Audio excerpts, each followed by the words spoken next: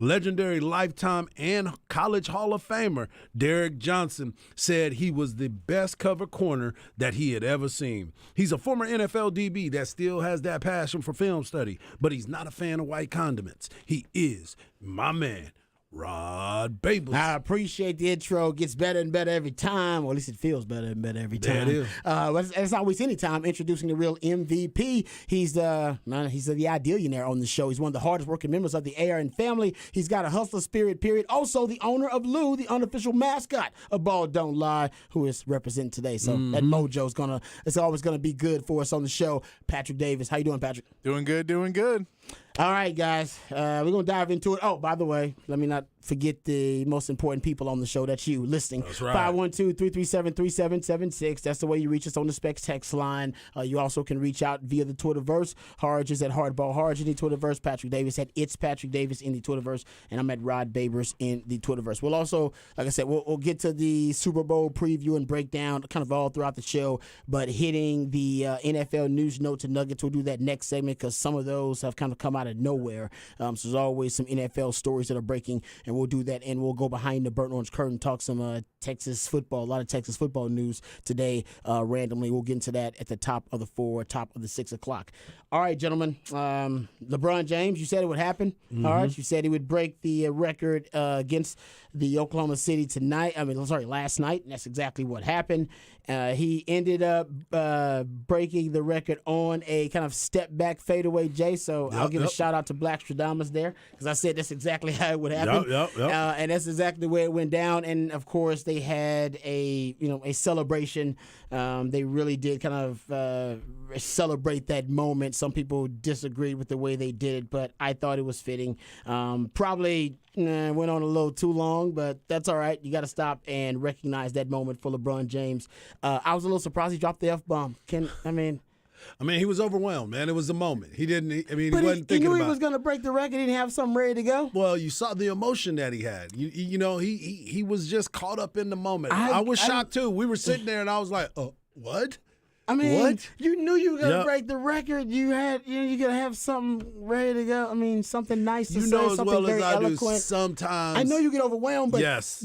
Is the F-bomb the way to go? That's what he said. All right. I guess that's part of his. I guess that's part of his everyday. You know what I'm saying? Sometimes you get caught up with it. He's a grown man. He can do what he want to do. I'm just saying. Considering he knows he's the face of the league, I thought he would have had something really cool ready to say, and he didn't. I'm with you. I guess that is cool, maybe to the young people. I don't know. They're like, oh man, you hear him? Oh, look at LeBron. Look at LeBron. Maybe it was the point he wanted to go viral with it or something like that. And I don't think he meant to say it. Yeah. I think you're in the middle of a game where you're saying that word a lot in the middle of the game. Very true. And then you walk over to the courtside, and then you're like, oh, we're doing a speech now? Y'all didn't tell me we're doing a whole speech right now. I was going to come out and say thank you, and I did it. And then you're all like, keep going, keep going, keep going.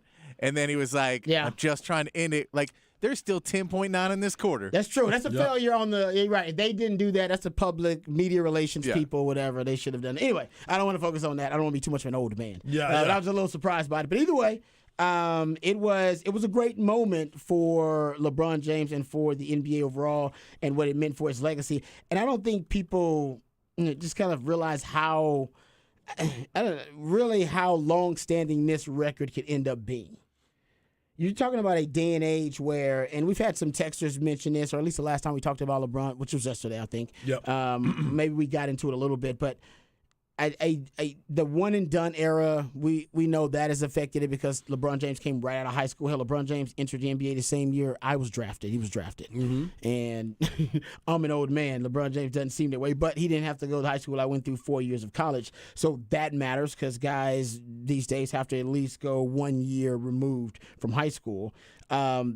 You have to talk about the load management is a big issue these days. Guys just don't play a ton of games. I'm sure LeBron James has also later in his career dealt with load management. It's a kind of a new phenomenon pretty much in the modern era of basketball. But that's another reason why it's going to be really hard for players to end up, catching LeBron James with his all-time scoring record.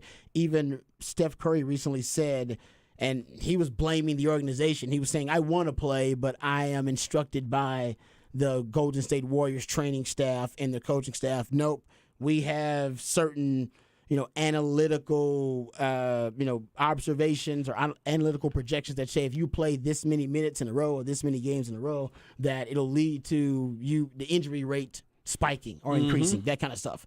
So even he brought that up most recently too. And so load management is a big deal. And the slow start most careers have a weak finish.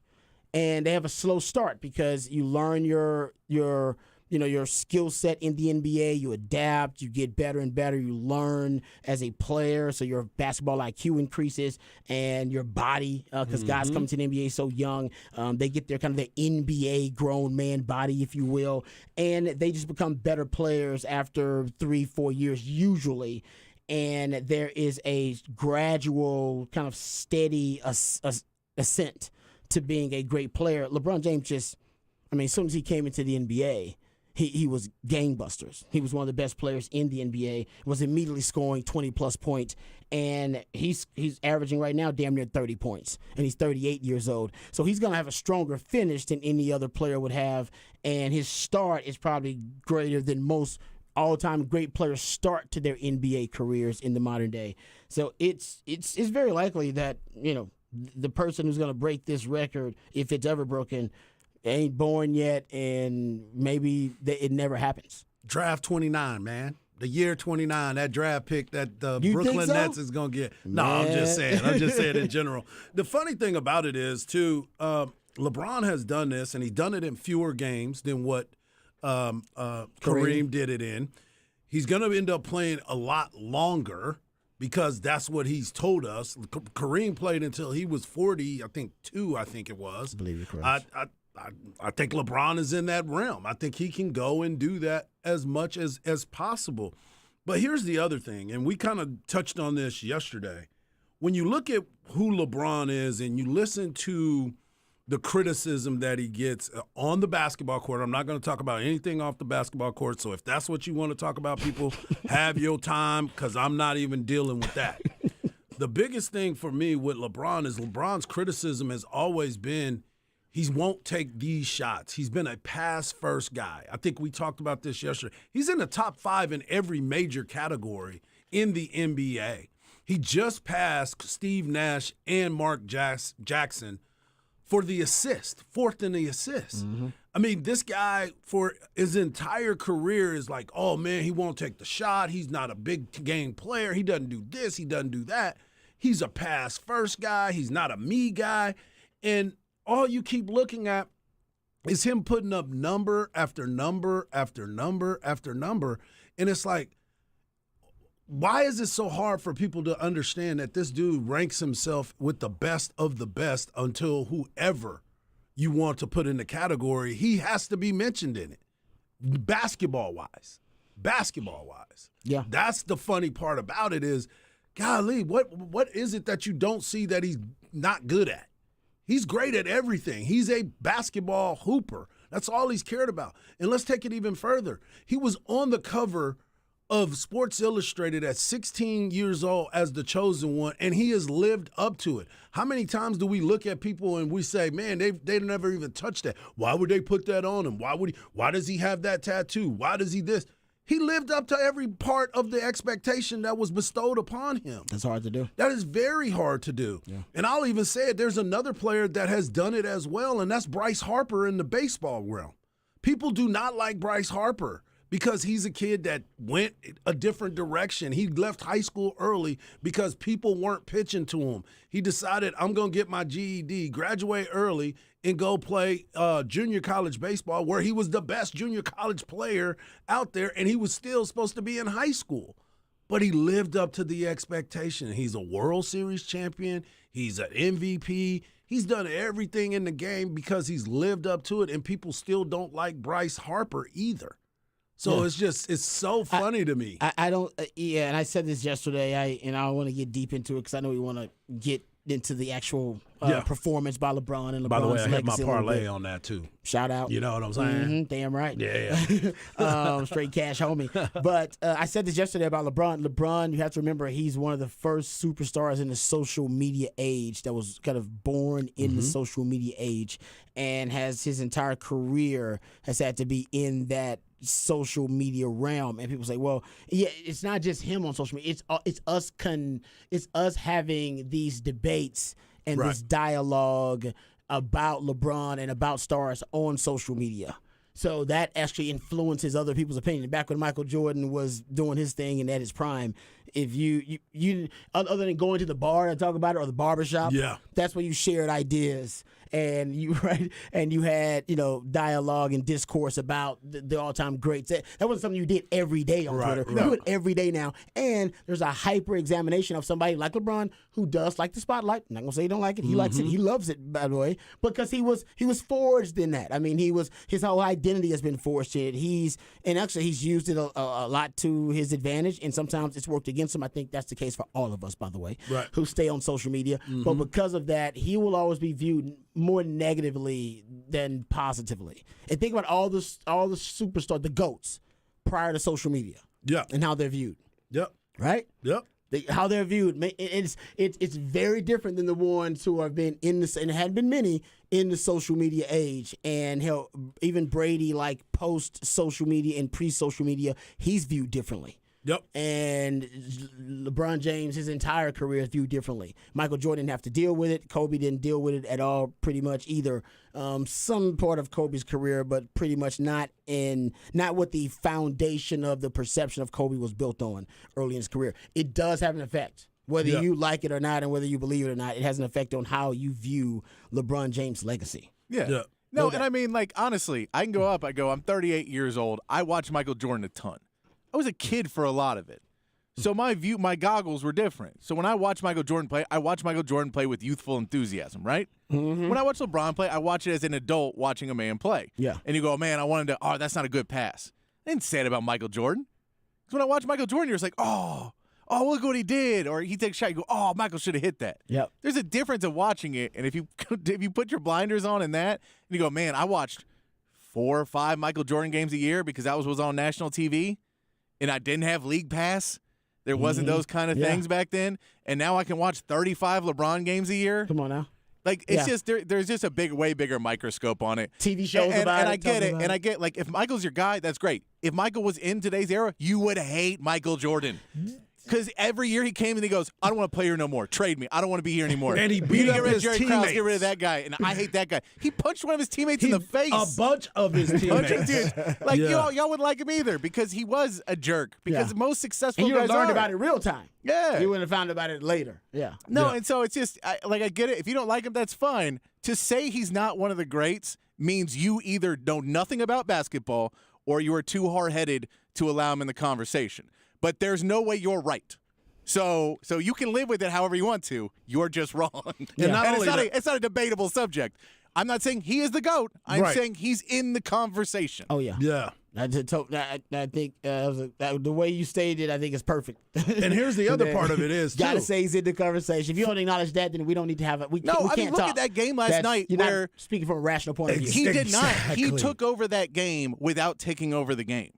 Like, there's very few guys that are good enough to pass up shots they don't want to take and then take the ones they do and shoot a high enough percentage that they're able to score the 36 points they need in 3 quarters and Yeah. make it look like he really wasn't that hard to do. But 36 points ain't easy. And I mean, it's easier in today's game than it used to be because it used to be they would have just fouled you the whole time. Well, here's the thing, too. But LeBron is 6'9", 6'8", 260 pounds. And for anybody to ever say that he couldn't play in the old NBA is crazy. That dude is a strong dude. Yes, the game is totally different. We don't know exactly what it's going to be like the next couple years when other people are playing. But what happens is we can't go back and say, what if he did this? What we got a chance to see him do, he went out and he did it. And we thought that record stood for over 40 years, and it got broken.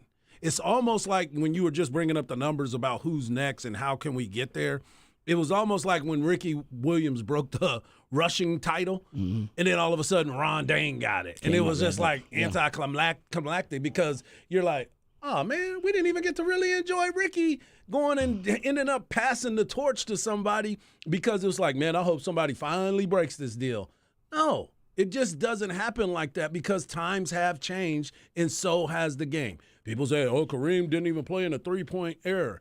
It doesn't matter. That wasn't his game in the first place. Yeah, he only had one 3-pointer in his entire career, actually. Yeah. which is unbelievable. That's why his record of what I think it's 1,882 field goals made. Yeah. LeBron James, he won't catch that. LeBron James is 1,882 field goals behind Kareem, all-time field goal record is what I should have said. So, yeah, he won't catch that because, Kareem was working down the post a ton and he didn't worry about the three-point line. And exactly. Yeah, it's a different game. Totally and a different game, man. But what kind of getting back to the perception of LeBron and why I think it's a lot different than you would have viewed Michael Jordan back in the day or any of the other GOATs back in the day. I mean, look at Tiger and what he was before kind of the social media age and the rise of the sports industrial complex, and then you have different entities and different networks that are just their whole sole purpose is to cover sports and to cover that sport or those different players or whatever. That's something I think that Michael Jordan didn't have to deal with as much. Michael Jordan didn't have to deal with the analytical era. Right. Now, say what you want, but that allows us to pick guys' games apart.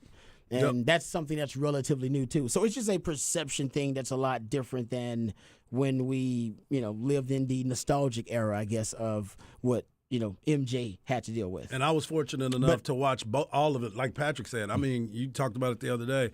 51 years old, man. Well, am I 51? You 51. Yeah, 51. Hey, you don't know, you are. Yeah. If you don't know, you are. And I got a chance to watch all of them, and I can honestly look at each one of the different players as they've gone about it and like you said yesterday, take something from every single one of them. You think about it, Michael was, to your point, wasn't part of the social media times, but he did have political views that people didn't agree with either. So there's always he didn't voice something. those, though. But he did the one time, and that's when people got on him. Yeah, AMJ notoriously said, he said I don't do that. That's right. That's not who he is. Yeah, and LeBron just decided that no, he wants to be someone who's socially active. So was Kareem Abdul-Jabbar. Yes, he was. Why he changed his name in a time where it was much more heavily criticized. Exactly. For a black man, a person of color, for him to be standing out and for him to be being a social activist and an agent of social change. No doubt. No doubt. Yeah, and I'm not saying anything against LeBron. It's great that LeBron's doing it now. Exactly. But back when Kareem was doing it, I mean, you talk about, that was threats on his life as a result. I'm talking about legitimate ones, and not that, LeBron hadn't gotten it either, but we all know we were a different time in our country at that point. So, I'm with you. Different legacies. I think everybody's got their own different qualities specifically about their legacy that stand out. But for LeBron, congrats on him becoming the all-time scoring leader, and he's going to just keep adding to it because he's averaging 30 points a game. And I'll tell you this, if we're all lucky to be doing this in 25 years, we're having this conversation about whoever's next, and they'll be going, no, y'all, he couldn't play with LeBron. Y'all don't know what you're talking about. LeBron was a GOAT, and none of y'all know anything because this new kid couldn't even play in that generation. You're right. Exactly. Yeah. I mean, it's going to be that. It's always been that. It'll always be that. Yeah, exactly. Because the MJ lovers and that group, that demo, they won't be as loud in 25 years. They won't be as adamant in 25 years. It'll be the LeBron lovers because that's what they grew up on. Yeah, no, I mean, when MJ was hitting it, it's nothing against either one. It's a generational thing. No, when MJ came up, he couldn't have held a candle to what the Celtics were doing, and then the Celtics couldn't have held a candle to what Will Magic and Bird. It's always somebody, and that's the beauty of it. We all got our guy, and I think ultimately when we start talking about the GOATs, LeBron and MJ LeBron, sorry, I don't want to disrespect you better say it MJ right, crowd Ron. out there. Yeah. I'm an MJ guy, by the way. Yeah. I'm an MJ guy. I think MJ is the GOAT. I think LeBron still can add to his legacy. He ain't done. But I think ultimately it'll end up becoming, like I said, it'll be a preference. It'll be like the Tupac and Biggie debate. Yep. it'll be just a preference. I think we've settled on Tupac and Biggie. I think Tupac is the GOAT, but some people say it's Biggie. Some people even go out there now and saying it's Jay-Z because it's a different generation. It's a different generation. Like, oh, no, it's Hov. And I'm like, nah. And then you got your one group that loves Nas. You know what I'm saying? So there's different like, people. Tupac never won a Grammy. I'm like, oh man, that's not the bar for me. That's not the standards. That's not the bar for me. But to each his own. Right. We all got our own criteria for what it Exactly. takes to be the GOAT. That's the beauty of the discourse and the debate. So I love it. And by the way, who's going to catch LeBron? Anybody got? KD's at 26,684 career points. The problem James is Harden's at 24,000. Yeah, the problem with Luka's at 8,500. the problem with 31. KD is that he is on like the same timetable as LeBron and behind him. Yeah, so that That is the problem. So that's not happening. And What he's you're saying. often injured. Yeah. So- You know what but I'm like, saying? how many more years would he have to play than LeBron? So he has to play how Right. many more years LeBron plays? So 3, 4, 5 more years. 5 more years than LeBron. And then And then but keep- he has to play that, and then 5, 6 more years after. And then keep So up the pace, too. Is Durant going to be in the league in 10 years? No. No. So that's We all know that. He does not the way the trajectory's going No, right now. It's but just- he will. I mean, he will be an all-time elite scorer as of well. course. And he's up there. If you look at points per game, Durant's up there as well. Steph Curry's got no shot because he's aging really well, Yeah. but still he's not going to play that much longer than LeBron either. And think about it. No, These guys he's are a missing small- time. And These he- guys and are he missed- missing a and lot he- of and time. even early in his career, he missed a lot of time due to injury early in his Yeah. career, which And- set yes. him back. Yes. And that's the deal. He He's a probably would smaller be- guy that he's always kind of like 1 or 2 injuries away. And he keeps really good care of his body now. But because of the injuries he's had in his past, it's always like, hey, man, there's something that could happen, especially to his ankles, that it could go downhill very quickly. Yeah, James Harden's Hopefully out he of it. No, Yeah, James Harden's out Harden, of you it. can't. He's got no yeah. shot. So Well, yeah, because I mean, he don't ever want to play.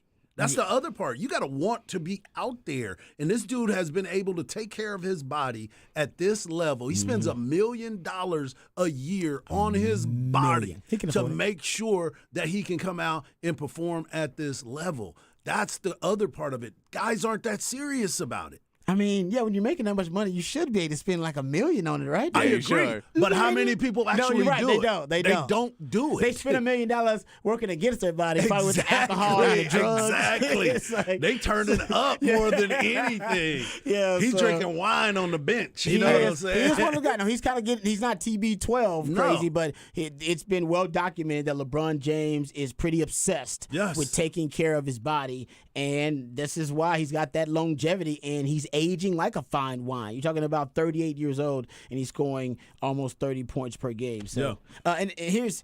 I'll just throw these out there before we go to break because we want to get some other NBA news, notes, and nuggets, and we will because There's a lot that's coming up. Yeah, there's a lifetime loan coin that's in a dunk competition. That's a cool story. Kyrie Irving speaking out for the first time since the trade. But Trade deadline in 24 hours. Trade deadline in 24 hours. So, yeah, the NBA is just taking over now. This is like prime time for the NBA. We got, obviously, lots of Super Bowl to discuss. Oh, yeah. But here's a couple of stats about LeBron, just kind of to put a bow on this discussion about how great he is, because you're right, Harshit. He's hated on so much, and he's shattered almost every negative narrative about him. But I'm sure there's still some out there. I'm not saying that you can't be a LeBron hater, please. I mean, I think that's he gives you a lot of material to be a LeBron James hater. But he's the fifth highest, if you look at it, average. If you're talking about average points per game, he's fifth highest in career average points per game, and he's well within striking distance of being top 3. Right. And which means he very well may end his career as top 3. He has got a better 2-point field goal percentage than MJ or KD, who are two of the best at kind of the short range game, the mid range game. He's 9th all time in threes, so the man can hit some threes too. In which he was never a 3-point shooter. Exactly. Yep. Getting to your point about he does everything well. 4th all time in assists, so he can do that if he needs to. And I remember when everybody, the big, kind of arguing point against LeBron was that he wasn't clutch, and he's pretty much shattered that narrative. People don't bring that up as much because he's got the most clutch time points since they started keeping track in the NBA. Him and Kobe are the only players over 2,000 points, by the way, of clutch time points since they started keeping track in like the mid-90s. Mm-hmm. Second most game winners are go-ahead field goals in the fourth quarter overtime. He's behind Kobe. Kobe's got 88. He's got 80. Yeah. and 5 game-winning buzzer beaters, which are, and I believe that's in the playoffs the most in NBA history. Yeah. So he's, But he's not good. well, You know no, what I'm saying? You know what I'm saying? yeah, He doesn't do everything. He's not able to be in there. He's man. Look, man. Yeah. He's wasting my energy on these people, man. Yeah, no. But that's why I love LeBron. LeBron is great for debate because he gives, like I say, a lot of material to dislike him. But most of that's off the court stuff. Yeah. The only thing you can really criticize on the court is maybe she should have won more titles. Right. Okay, But I'll give you that. I'll give you that. He should have won more. He Yeah. should have more titles. because he's been to 11 finals. You know Man, what I'm saying? man, He should have more. Because everybody does that. Man, go look at those rosters One from or two those more. Cleveland teams when he was there the first Oh, time. I know. You Go can't do look- that. You can't you do can. that. No, Patrick, because people don't want facts. You can look at them rosters. People don't want facts. And wow, there are some bad rosters. Yeah, Oh, no. but- And he went up against almost like basically 2 dynastic runs of Golden State and San Antonio. Oh yeah, and that's the deal. Is he would have you know, that and- 2016 or 2017 LeBron team should have won the title. Well, wait a minute. But Hold that up. was because he went up against Durant and Yeah, so that it's- Golden State team. And like that team was so good and they should have won the title. They just went up against a juggernaut that no one was going to beat. Yep. It's so funny to me because, people always want to talk about Mike was 6 of 6 when he got to the finals and all that great stuff. That's great. That is outstanding. I'm a big Jordan fan. But the funny thing about it is he got his head kicked in before he could get to that point. He got beat a lot by the Celtics, by Detroit. There were times that he couldn't get out of it. And then he finally got over the hump Once he figured to it out. get there because he started doing more. He started putting the work in. He started lifting more. He knew he had to get stronger because he had to carry that team until, guess what? Scottie Pippen showed up. Then you bring in Dennis Rodman. Then you bring in all these other great players to be with him. Kukoc coming in that they didn't want. They didn't want Kukoc, but he came to be a major part of the success that they had. But nobody wants to talk about that at all. All they want to point out is them 6 rings, which, I love them. Those great 6 rings. A lot of rings, man. But the other part about it is he had help.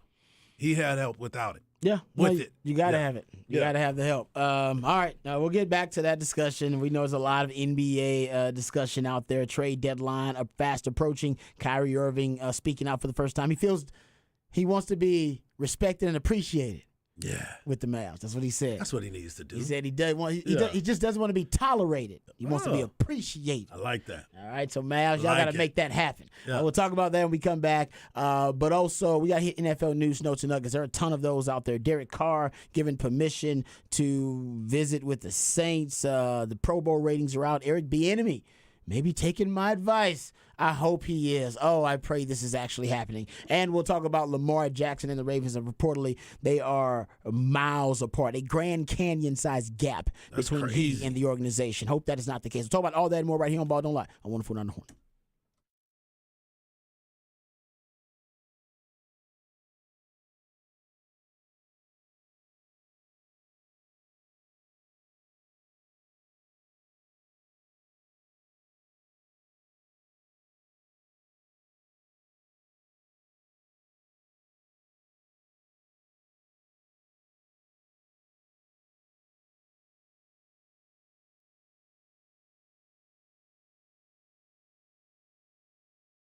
Hey, what's up, folks? Lifetime Longhorn Rod Babers here. Let me tell you about my friends over at Twin Peaks. First of all, you're talking about the best happy hour in the city from 2 to 7, Monday through Friday. Go check out the happy hour at your local Twin Peaks, the Stassi location, the San Marcos location, or the Round Rock location. It is always popping, but especially today, it's going to be popping because my friends over at Twin Peaks, they do a great Wednesday night hockey night. It's your hockey headquarters for Wednesday night. You can win all types of cool NHL swag, an authentic jersey just for watching Wednesday night hockey at Twin Peaks. It's a beautiful thing. They got Jaeger and Jaeger Cold brews for just $3.99 all day and night. And also they're honoring their Pursuit of Brews and Barrel Aged Bourbon. That's every Friday at Bourbon and Brews parties. You can check that out on Fridays. But go check it out, your local Twin Peaks. There's always something going on at your local Twin Peaks. Tonight, it's all about hockey there, but you can go there and watch all your favorite sports, all your favorite teams. They got tons of TVs that you can access. And also at Twin Peaks.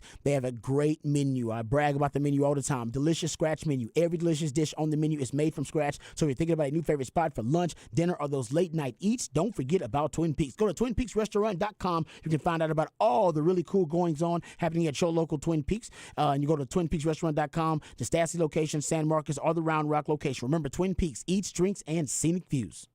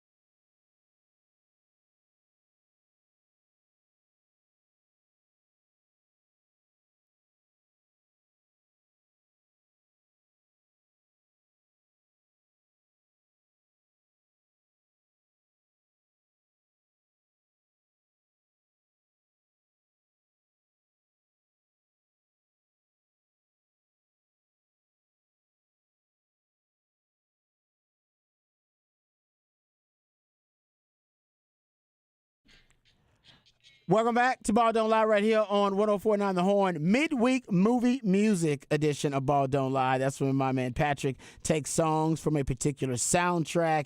He plays selections from that soundtrack for us for midweek movie music, and we're supposed to gather clues and hints that should lead us to what the featured movie is for midweek movie music. A little reggae, huh? All right. Reggae. We don't get enough reggae on the show. Let's say that. We don't get enough reggae on the show. We don't do that. We should get more reggae on the show. We should get more Yeah. reggae. We should. Is this Cool Runnings? And more. All right. Oh, that's good. That's a great guess. Good guess. That's good. Try on one, but no. Great job, Harsh. That was really good guess. More Tejano. Yeah, shout out. That's people say more Tejano. All right, if I want to throw out the reggae, shout out to the Tejano. You got to get it all in there. Hey, That's man, right. you know what I mean? Well, hey, Patrick's a very man of eclectic taste. He's very much so. So, you know what I mean? He does a great job for us. All right, so that's the first selection with a little reggae for us. We'll see if it's reggae for the second selection, then we know what mindset to get in. But something tells me Patrick ain't going to make it that easy. He never does. No, he's going to try to trick us, as he always does. Yes. He tries to throw us off. He gives us something. He assumes we're more clever than we are, and I appreciate that. Hey, Hard has been getting him in one every week. Yes, that's true. why I Hard, thought I was close. Hard is on the streak the last 2 weeks. That streak I mean, you broken. got it in 2 last week by yourself, Rod. That's true. He did. No, he's been really good. He's been really good. You're right. Hard has been hot lately. I'll give you that. He was the first one is at the house though. Yeah. Oh yeah. You still got me on probation on that one. Like the Astros, that first tile is highly questionable. They gave me a buzzer. They gave me a buzzer when I went up to the plate. He did confirm his prowess with the second one. So he got it back to back. All right, let's get to some of these NFL stories because there are a few, and we won't get to all of them here. We'll kind of revamp the NFL news notes and nuggets in 6 o'clock. But I love this. How about this, man? Eric Bieniemy and Harge. Yep. This has brought me to a suggestion you had that I thought was a brilliant one, but we'll talk about that here in a second. But it was reported that Eric Bieniemy is a prime candidate for the Baltimore offensive coordinator job and the Washington offensive coordinator job. Adam Schefter is reporting that, and Shifty is pretty damn reliable. Yep. I'm upset I don't see the Texans on here. Like you suggested, Harge, weeks ago. Yep. Why aren't the Texans on this list? I don't know. At least an interview. Because you still need to figure out if Kyle Shanahan's going to let Slowick even go. That's true because there's reports. You got a backup plan. There's reports from San Fran that he could upgrade him to actual OC. So if that happens, and you're not even going to interview Bieniemy, that's one of the things that you've kind of put me on that mindset for a while now, Rod. About he can't get out from under Andy Reid's moniker, right? So everybody believes that Andy Reid is the play caller, even though he tells everybody, I am not the one calling the plays. This is all Eric Bieniemy. So for me, I think the best opportunity for him was to get out and go somewhere else. Well, you get a better opportunity by going to Houston. But now that you put the Ravens into this conversation, I think this is important too because now you get if they can figure out, because I know we're going to talk about this, what they're going to do with Lamar Jackson, and you have a top-notch quarterback. You're leaving one in Patrick Mahomes, and now you get a chance to go to another MVP and kind of resurrect his career, so to speak, in Lamar Jackson. I'm down with that. Yeah, I've always said he's basically in the friend zone for coaches. He's never gonna really get that shot unless he leaves the comfort zone of Andy Reid. It's unfair, but hey, life's unfair. Teaching your kids that life is fair, you're doing them a disservice. He's got to go prove himself elsewhere. So which one of these jobs? I mean, it's easy, right? The Ravens is the more attractive job, unless they don't have Lamar Jackson. I think the Ravens is not the most attractive job. Really? You think Washington is? Because I think the chance of regression in Baltimore is real. That if you try and make Lamar Jackson something he is not, and you go in there and you go, hey, man, all right, we're not going to run the ball as much. We're not going to do that. Also, we're going to, Huntley's going to play part of the season because Jackson's going to get hurt. Then we don't have the wide receivers. We don't have, one part of the reason they might want to look at me is because I did this season with no wide receivers. And everything revolves around you making it work with Lamar Jackson and them keeping Lamar Jackson, which are both big ifs. Whereas you can go to Washington, pick out your next quarterback pretty much, try and go figure out who your next quarterback's going to be, and go from there where I think you get a little bit more leeway to have a 2 or 3 year plan. Now you can go, if you're trying to do it in 1 year, a 1 year reclamation walk away, it's Baltimore. Yeah, my assumption is you get to inherit an MVP quarterback, but obviously that right now, we'll get into that in a second. Yeah. That's not guaranteed because there is still a lot of distance in between Lamar Jackson, what he wants, and what the organization is willing to give him in these contract negotiations. So, but I agree with you, Patrick. If the assumption is that Eric Bieniemy is going to come in there and change a ton rather than transition the offense and build it around Lamar Jackson's skill set, that's what I assume he's going to do. Well, I mean, look at Greg Roman. Yeah, Like he made Lamar Jackson an MVP. Nobody wants to touch him with a 10-foot pole.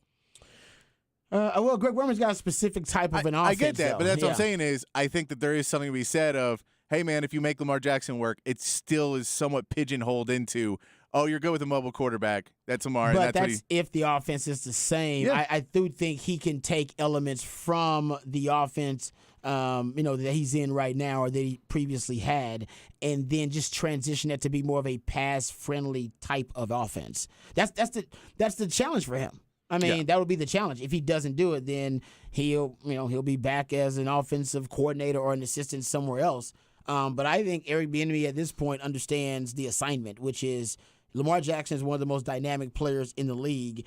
You just have to turn him into a more dynamic passer. If the Eagles can do it with Jalen Hurts, you can do it with Lamar Jackson. Lamar Jackson was a good passer in college. Yeah. He played for Bobby Petrino. Which is a pro-style offense. They did good things. He won a Yeah. Heisman Trophy. Let's quit trying to pigeonhole and give people these thoughts that a person can only do certain things. I think Greg Roman was the one who changed everything for him. Greg Roman was looking at him and said, man, this dude is electric with the ball in his hands. Why not let him run some? Let's draw up some plays. We talked about it before when he did it with Colin Kaepernick. Colin Kaepernick was a big-time thrower at Nevada. He could throw the football. He was drafted as a pitcher by the Cubs. Dude got a cannon.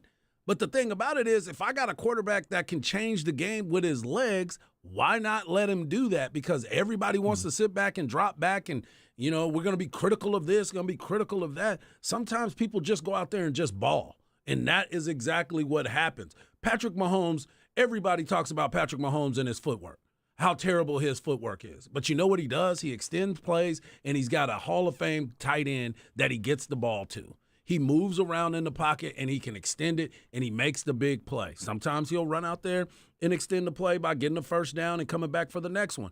But there's nothing that you would really want to go out there and teach about Patrick Mahomes. Yeah, no, a lot of that is just natural instincts. Yes. Even some of the ways he throws the ball, the throwing arm angles, Yeah, and the no look the and all off-platform that. throws, Yeah. that's stuff you would coach against back in the day. But Andy Reid says, you know what, for most quarterbacks, those are bad decisions, bad tendencies. But for this specific quarterback, Yes. no, it's He's not the bad different. decision. He's built different. Yeah. And I've heard them say this about, in the NBA about guys like, Dame Lillard. Right? It's like, that's a bad shot. Until For he makes most it. NBA players, for 95% NBA players, that's a bad shot. For Dame Lillard, it's actually not a bad shot. Yeah, he picked up a ball the other day. He's a freak. 2 steps over the half-court line looking for somebody to pass. Nobody was open. He pulled up and drained it. Exactly. I'm like, That's a what? bad shot for most NBA players, not for exactly. that dude. Exactly. But I cannot wait to see who Eric Bieniemy chooses. I hope he leaves Kansas City. And I know people say, that's That's the crazy. Why would biggest you say that? question, right? He's got to leave Kansas City. You got to unless he doesn't want to be a head coach. If he doesn't want to be head coach, stay in Kansas City. Yep. Just stay in Kansas City, collect them rings, and you got job security there. You're going to work with two of the GOATs, Andy Reid and Patrick Mahomes. But if you want to be a head coach, Eric Bieniemy, you got to get the hell away from Andy Reid, because right now everybody thinks that's Andy Reid's offense and you are contributing nothing. Right. So you got to go elsewhere and let the world know, whether that be Washington, like Patrick suggests, or whether that be Lamar Jackson and the Ravens, or whether that be, I wish the Texans would. I wish the Texans Look, would all reach of out us, to him, too. all of us agree Houston is where we want him. Yeah. I would love You him get in now. H-Town. When I say you get to pick your quarterback there, like you really Yeah. get to sit and pick, and you go, I'll get this C.J. Stroud or Bryce Young, and I get to kind of go through pick and weapons work with, too. Yep, you Because got weapons. You got draft picks for the next Yeah. 2 years. You got Plus, you've already got a running back there. Yes. You got the pieces there. You have the pieces. You're going to Yeah. get even more. You were talking about it the other day. Michi's going to be coming back. Yeah, He's forgot about coming that. back, and you don't know which Crooks or Brook. What's his name? Cooks. Brandon Cooks. Brandon you don't Cooks. know Oh, yeah, which one is going to be there. No, he needs to be gone. Yeah. You need to start over. But with you the can wide go receiving against core. somebody else to come in and fill that void as well. So I'm with you. I really wish they would reach out to him because I think he could be a huge piece of the success there. But I also look at him and say, okay, if you can go to Baltimore and you get yourself a quarterback, because the quarterback right now, and it looks like Ron Rivera has said that Sam Howell is going to be probably QB1 coming into the season, Okay. which is shocking to me because Taylor Heineke has done a great job for them, and you went out and got Carson Wentz. So now what are you going to be doing? Because now you're basically starting over, so to speak. There's a report from ESPN that the Ravens and Lamar Jackson, since we're on this discussion, that they are upwards of $100 million gap between the two sides in the negotiations for a contract extension. So I don't know. I don't know if that means they're lowballing Lamar Jackson to that much, or Lamar Jackson has such an inflated sense of his value that he is over, whatever the Baltimore Ravens are offering. He's that far over. So I don't know. Maybe both sides are being, maybe both sides are being a little extreme in these negotiations, and that's why you have such a wide gap. Possibly $100 million. I cannot believe that that's a number would be true. That is too big of a number. It's got to be guaranteed money, right? So they're saying, here's $250 million. We want to guarantee $100 million of it. Or like 120, and he's like, no, I want this much guarantee. It's got to be that, right? I think he wants a fully guaranteed deal. That's what I'm saying. It has to be within guaranteed money, right? Yeah, no, I'm with you on that, yes. Yeah, but still, that's the money they say what matters in the NFL because the rest of it is phony money. It's fake money. It's faux money. Yeah. It's a fugazi. Yeah, you want that guaranteed money. That's what you're looking for. So I think you're right, Patrick. I think it is guaranteed money, but for Lamar Jackson, he's like, that's my money. Guaranteed money is the money I care about. So if it's 5 years, $250 million, that's $50 million a year, which means they're guaranteeing 3 years and not guaranteeing the last 2. It's $100 million difference. Yeah. But he wants because I think he wants the full contract. No, and I get that. guarantee. I'm just saying, that's an easy math way of saying we'll guarantee you 3 years, 3 years of it, and then we have an out after 3. And then he's like, well, no, but I don't want to be under contract with no guaranteed money for 2 years. Mm-hmm. And that seems more like, I agree. and that's $100 million.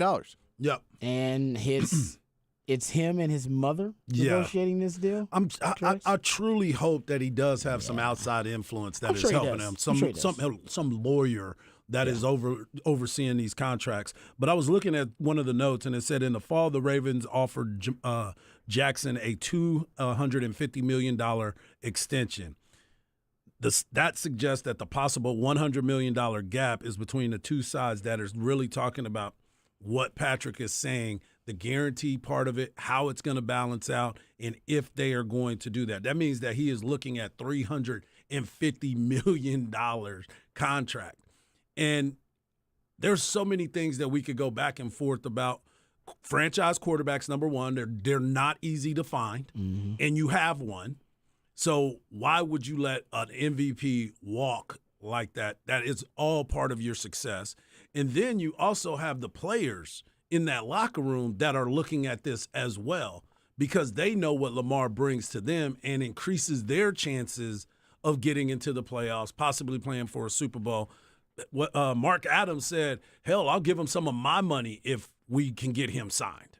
Yeah. You know what I'm saying? So people understand what his value is to this team, but it's always comes down to the front office trying to make this decision about can we count on him, going back to what you said about the injuries, Patrick. Yeah. They're looking at that as well. Yeah, he's a dual-threat quarterback, so there's always some danger there. All right, we're up against it. Let's come back. We'll get into the flex on the other side. We'll talk more NFL news, notes, and nuggets into 6 o'clock right here on Ball Don't Lie. 104.9 The Horn.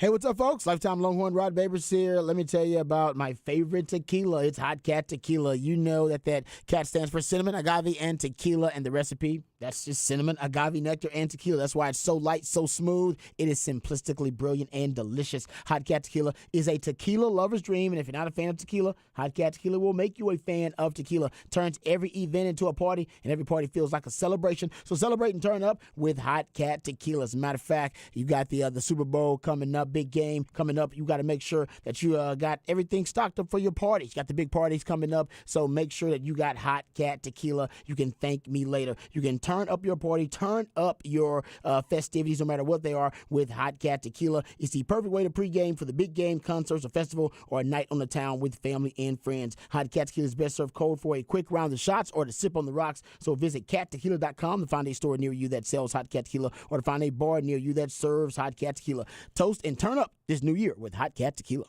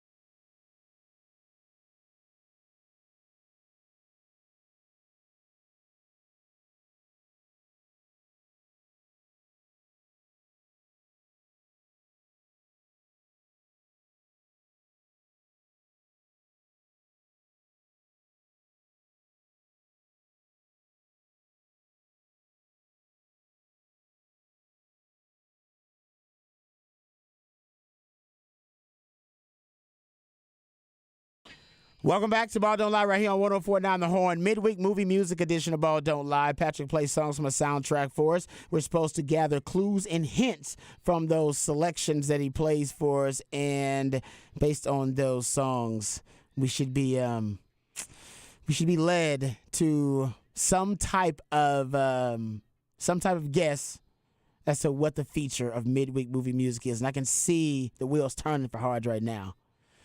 I think you got a guess in your head. Well, it's obviously not Cool Runnings. That Cool was Runnings out of there. that was a really good guess.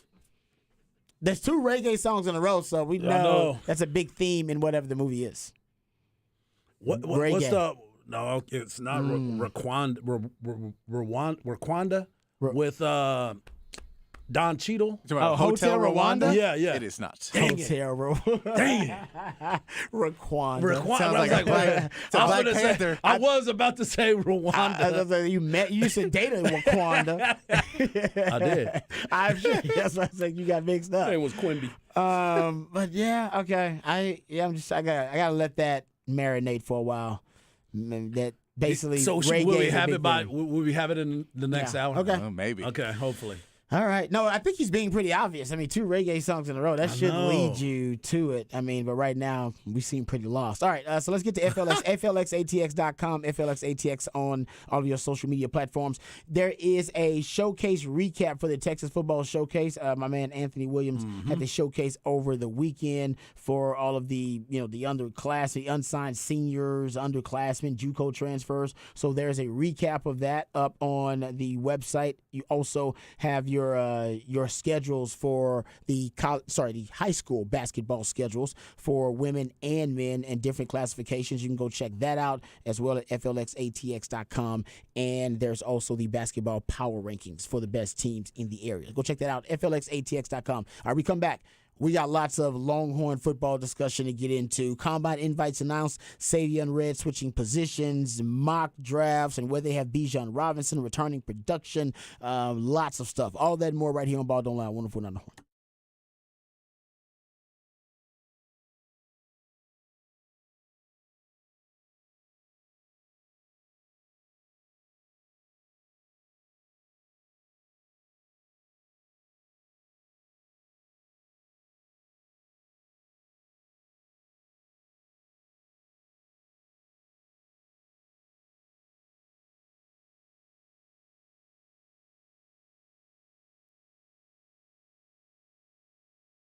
I know everybody's been having a tough time with this weather, whether you've had branches fall down, maybe they've landed on your roof. Now is the perfect time to reach over and call my friends at Quick Roofing, quickroofing.com. That's who you need to contact today.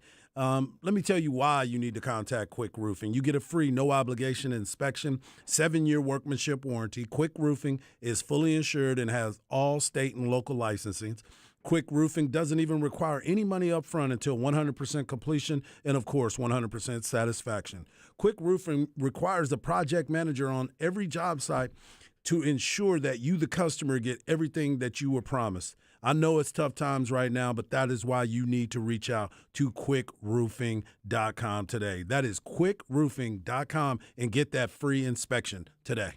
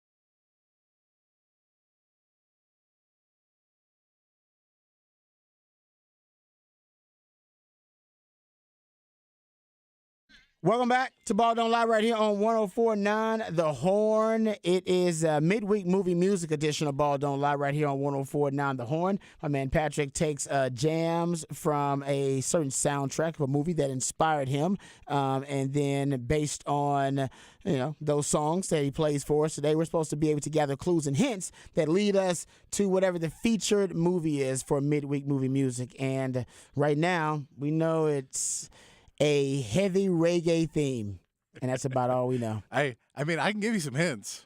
Please do. We might need it. I mean, first of all, you don't have any nothing. thoughts, This, right? Yeah, I this, got this nothing. song right here is the titular song. It is sung by the main actor.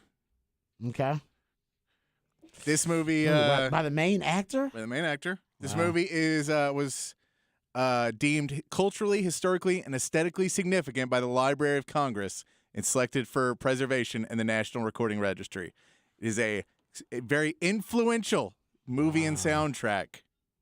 Well, I would think that this Soundtrack's more influential than the movie, even, but sounds like Bob Marley or something like that. it But is not Bob Marley. But I was gonna say it can't be Stella got a groove back. Nope, it is before that. Also, you're gonna have to go way back on this one. Okay. Yeah, I have no shot. I don't think I have Are we ready to one go for this? either. The history lesson. Yes. Yeah. This is The Give it to Harder me. They Come. Okay. The Harder They Come. It is known as the most influential Jamaican movie ever. Okay. The soundtrack is thought to have basically made reggae worldwide popular. This soundtrack was probably the first thing that a lot of people across the world heard reggae from. Wow. And it's I've never seen the movie. I've read about the movie. It's a crazy, apparently a crazy movie about a kid who comes up and basically he wants to be a musician, but he's living in Jamaica and things keep going wrong against him. And then he records a song and then they don't put it out because they're like, oh no, we don't ever want you to make money. And then he becomes a drug dealer. And then he becomes a folk hero, and then they put the song out and becomes famous from it. But then he's running from the law. It's apparently a crazy movie. It came out 50 years ago today Wow. in the U.S. Okay, there you go. I've never even heard of it. There you go. That's why I love it. Yeah, The Harder They Come. Check it out. It is it's very influential, and the whole soundtrack is just a bunch of cool reggae. All right. So I thought it's a good soundtrack. Love that thing. We don't have enough reggae. Today is all reggae. There you That's go, all Rod. reggae. There No, you go. I'm glad. And plus, Yeah. that's why I love midweek movie music because I always learn something new. Should I be prepared for Tejano next week? Maybe. Anyway, did Selena come out this many years ago? Hey, I'm down for it too, man. No doubt. There you go. Thanks, my man Patrick. He's always educating us and enlightening us with all the musically themed days of the week. You can be a part of the show on the Specs text line. It's the best way to do it. 512-337-3776. You also hit us up via Twitter. Harges at Hardball Harge in the Twitterverse. My man Patrick Davis at It's Patrick Davis, and I'm at Rod Babers in the Twitterverse. All right, let's get to some of these Longhorn news notes and nuggets because there's a ton of different Longhorn-related items. The first I want to get into is the Combine invites have been announced. Mm-hmm. You have 5 Longhorn players who were invited to the NFL Combine officially. Rojo, Roshan Johnson, Bijan Robinson, Merle Ojimo, DeMarvion Overshone, and Kendrick Coburn. No Deshaun Jameson. That's interesting to me. Yeah, I thought Deshaun Jameson would definitely get an invite. I'm a little surprised he did not get an invite. I thought Anthony Cook had earned a way to get an invite as well. I think both of those guys. I mean, didn't they just come back from the Senior Bowl or East West Shrine game or something like that? They did. Both of those guys, I believe, were participants as well. Yeah. Well, it doesn't mean that your journey's over. Of course, you just gotta, you gotta impress. You got one chance to impress at your pro day, as opposed to having those 2 opportunities to, get your times down and go through all the drills. So they'll just have to really focus on that Texas pro day, which has obviously not been announced just yet. So I think for Rojo, though, I keep hearing good things about Rojo. Day 2 or, early day 3 kind of guy. Late day 2, early day 3 kind of guy.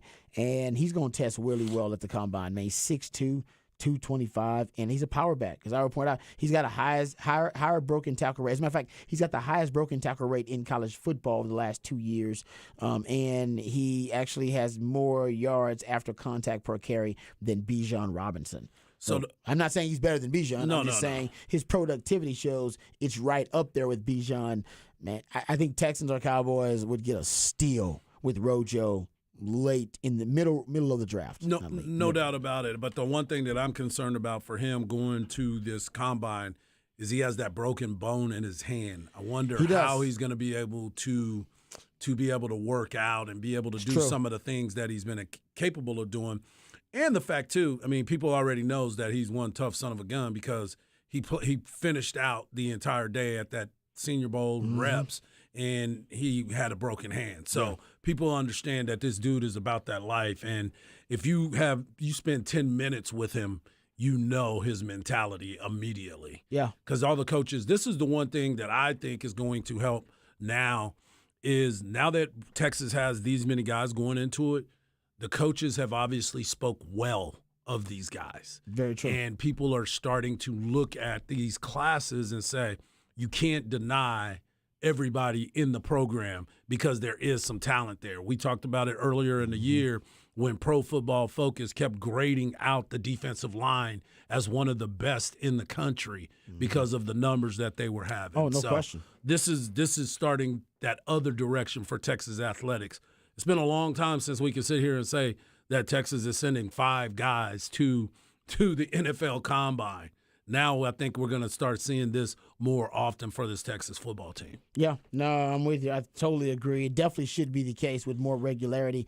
But also Bijan, and we know Bijan. I mean, everybody wants to see how fast Bijan's going to run. I wouldn't doubt if Bijan decided maybe not to run at the combine. He could.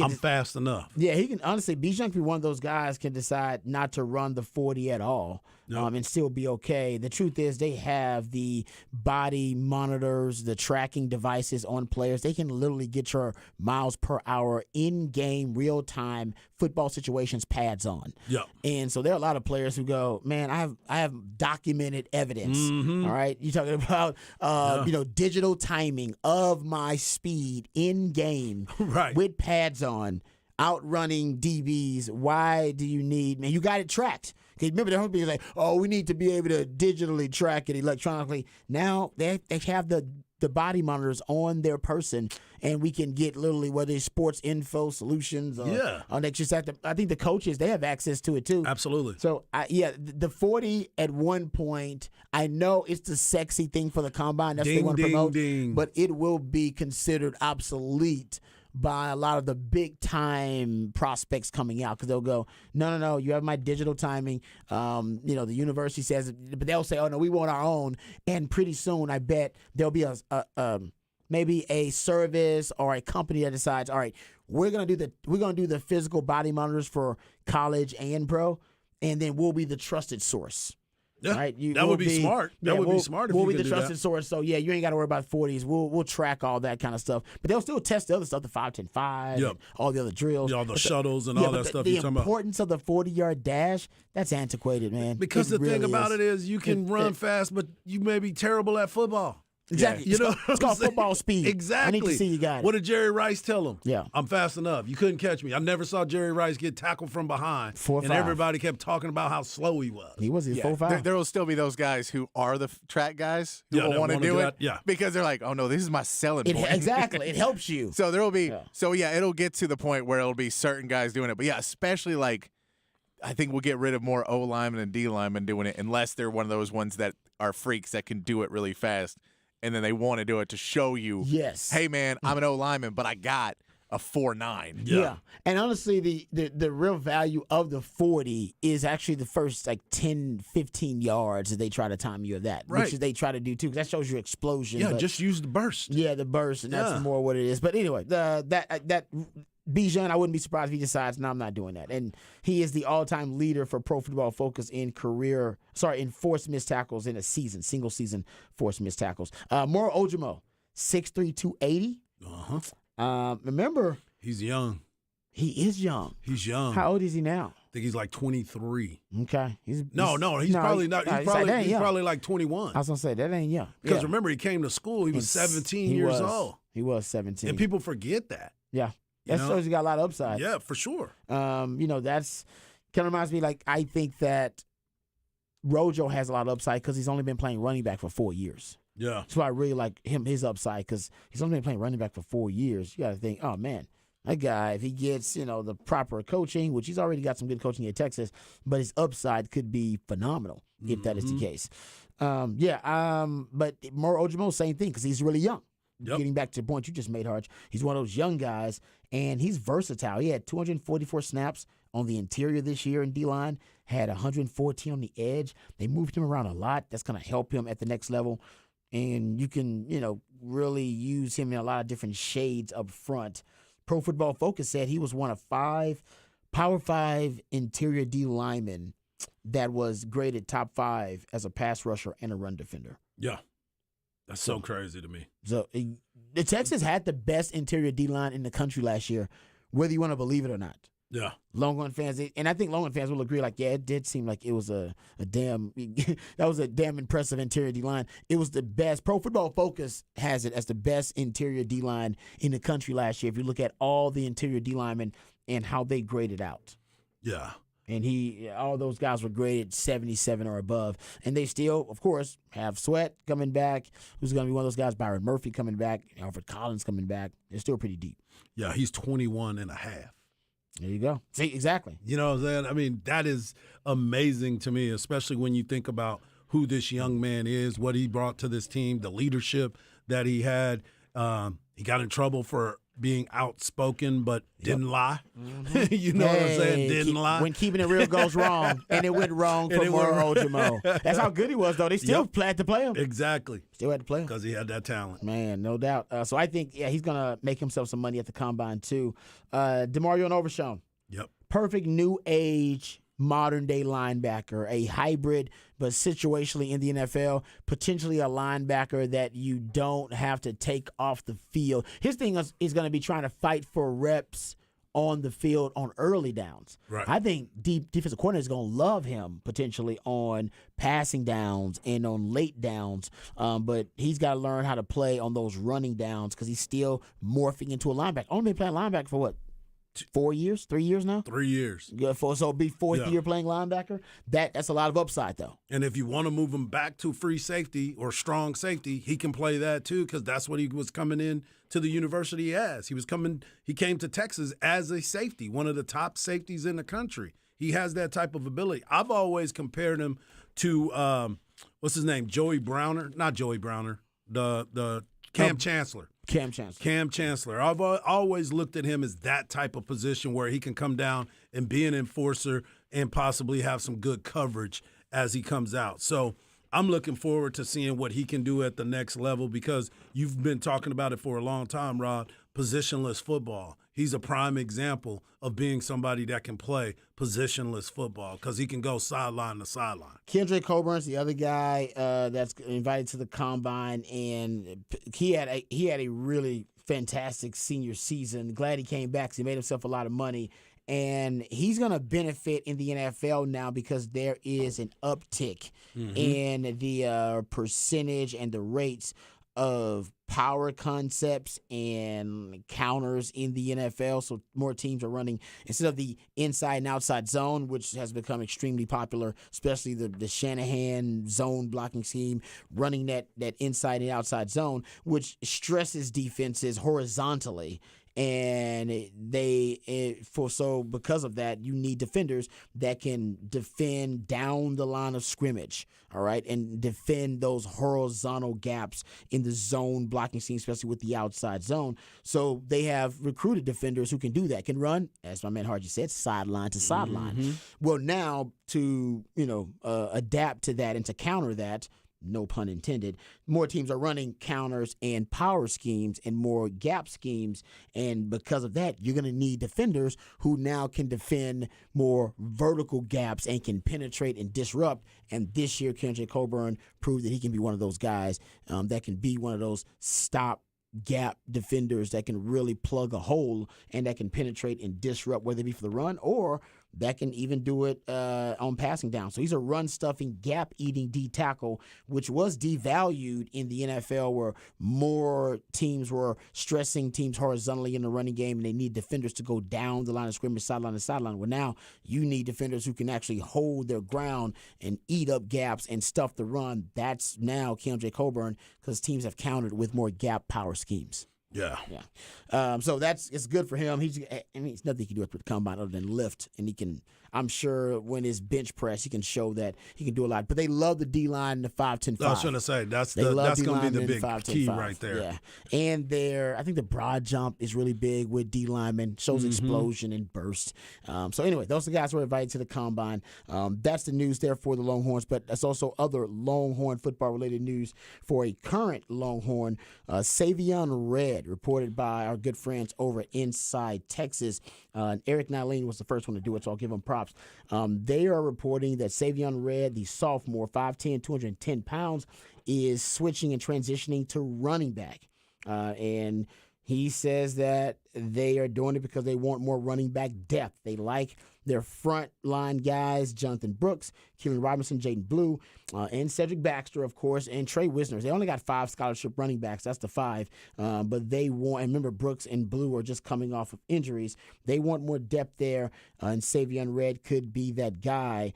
I like the move, and because you're deep at wide receiver now too. You started talking about him, and that's a deep room. You got Jay Witt, you got Nayor coming back. Now you got the kid from Georgia, A.D. Mitchell. You still got X-Men coming there. You got the youngsters, John Tate Cook coming Casey in. Kane too. You still got Casey Kane in that room. Still got Brennan Thompson's in that room. You're deep at wide receiver right now.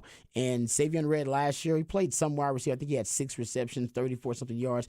But strangely enough, most of his yards were after the catch. And all of them within 4 or 5 yards of the line of scrimmage or even behind the line of scrimmage, which shows you they were using him basically as a check down anyway. His yards after the catch were really high, around 7.5 yards after the catch.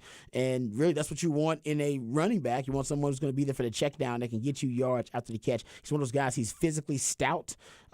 Built like a running back, 5'10", 210. Got a great kind of center of gravity there for a running back. And in high school, he was a utility guy that could play all types of positions. Came in as an athlete, played some wildcat quarterback, and had over 1,300 rushing yards and 20 rushing touchdowns in his senior year. And you guys know I've said the future of football is positionless football. I've been talking about it for 5 years now. And it's been now a big talking point, of course, at the NFL level, too. I think Sark needs to invest more in positionless football. This could be a step in that direction, along with guys like Keelan Robinson, who can provide some multiplicity to the offense. Guys like J.T. Sanders at the tight end position, naturally a guy you can move around the chessboard as well. And Jay Witt is one of those guys who came in as a running back, and he's an athlete that can play wide receiver. You can move those guys around the chessboard, and you can really violate a lot of the rules that bind defenses these days with just those simple violations, if you will, of positionless football, which Shannon's become famous for. Yeah. I keep looking at that too, and I was thinking about it when you start looking at the changes that have happened. You mentioned Baxter, you mentioned Keelan Robinson and Jonathan Brooks, but when you move him into that running back room, it's creating a Roschon Johnson type of thought, right? A guy that can play any type of position on the field and do whatever it takes. And if you can put him in a spot where he's going to be that explosive back coming out of the backfield so you don't have to use a Keelan Robinson in that situation, I think that's going to be huge. And the other part of it, too, this is something that I was thinking about when you start looking at all the wide receivers we possibly have. This is somebody that might be able to return some kickoffs for you as well. It's not a bad idea. Try to put him out there, and if he's that explosive and he gives you that home run threat, don't be afraid to use him in different ways. I'm with you on that. Yeah, if he's a playmaker, you can find different ways to get in the football. That's what I love about guys who have that expansive skill set, that versatility in their skill set, because it's easy to find ways to force feed them the football. Yeah. If I can move them around the chessboard in different places, I can just manipulate matchups across the defense, and that's what I think Savion Red can give. And I don't know how much, how serious they are about this. Hell, it could be a move to try to push him off the roster. I have no idea. Yeah, that has happened before. Yeah, it could be moved like, moving the running back. He'll get frustrated, and then he'll decide to transfer. We need that roster spot anyway. I'm That not could be saying very that's the true. case, but that's kind of stuff does happen. We've seen it happen before. It happens more than people know. Because right now, exactly. Right now, he's going to the bottom of the running back depth chart right now. Right. And I'm sure he can go there and prove himself. He battled through the wide receiver room and ended up getting reps at wide receiver. Absolutely. Which is hard to do in Sark's offense. So I'm not doubting the young man. I'm just saying right now we have no idea where it's going to go. The high upside of that conversation, or at least the most optimistic view of it, is Savion Red is going to be weaponized in positionless football, and Sark has an idea of how he wants to do that. I think the worst case scenario, the most pessimistic view of it is, man, they're trying to push this dude off the roster, and they don't really like him, and they put him at the bottom of the depth chart at running back, and they're like, all right, fend for yourself, man. Yeah, good luck. Good luck with that. Good luck with that, young man. Yeah. So we don't know. We have no idea. We're going to look at it from the optimistic view, not the pessimistic view, that, hey, this is a move to try to manufacture depth at running back and also to weaponize Savion Red in a positionless football manner. Yeah, I'm down with that. Yeah, that's what we're going to go. I'm down with that. So, yeah. All right, what you got coming up for Hard Knock Life?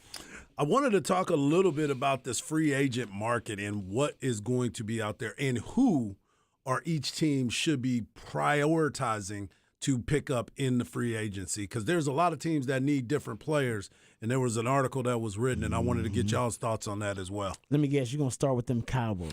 You know I am. Always a good place to start. All right, we'll come right back. Hard Knock Live right here on Ball Don't Lie, 104.9 The Horn.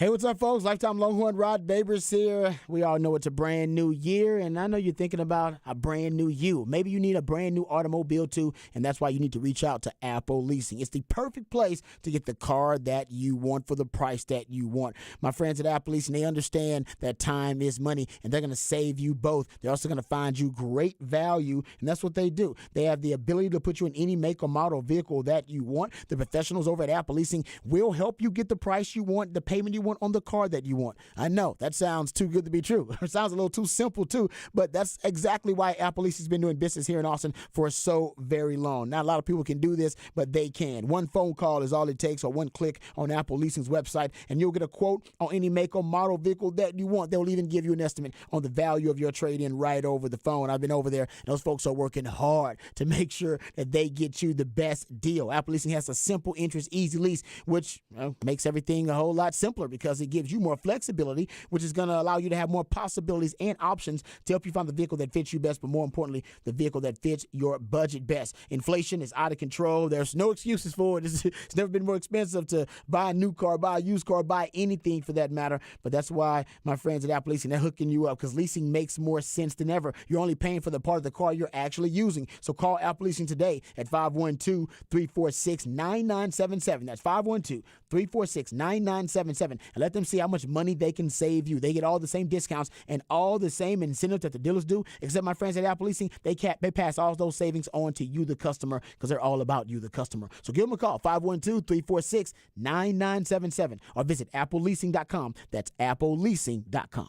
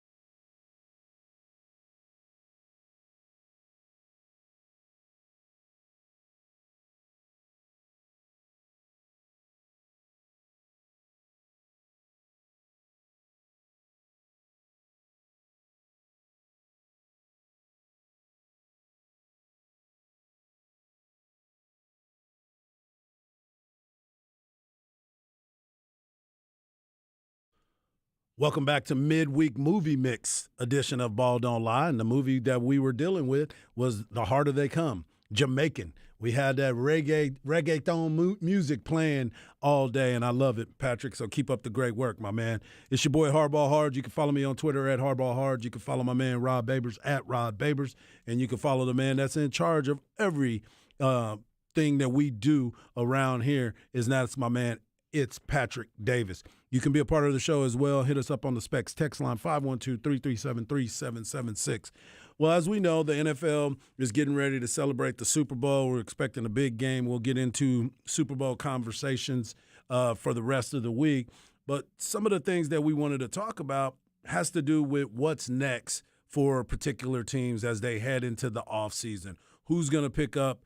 Who's your favorite team going to make a move and try to go get to fill in some of those gaps that they have had throughout the season where you can see some glaring issues that you might want to make up for. And there's a bunch of teams that are going to be making a bunch of moves, but I wanted to start with the Dallas Cowboys.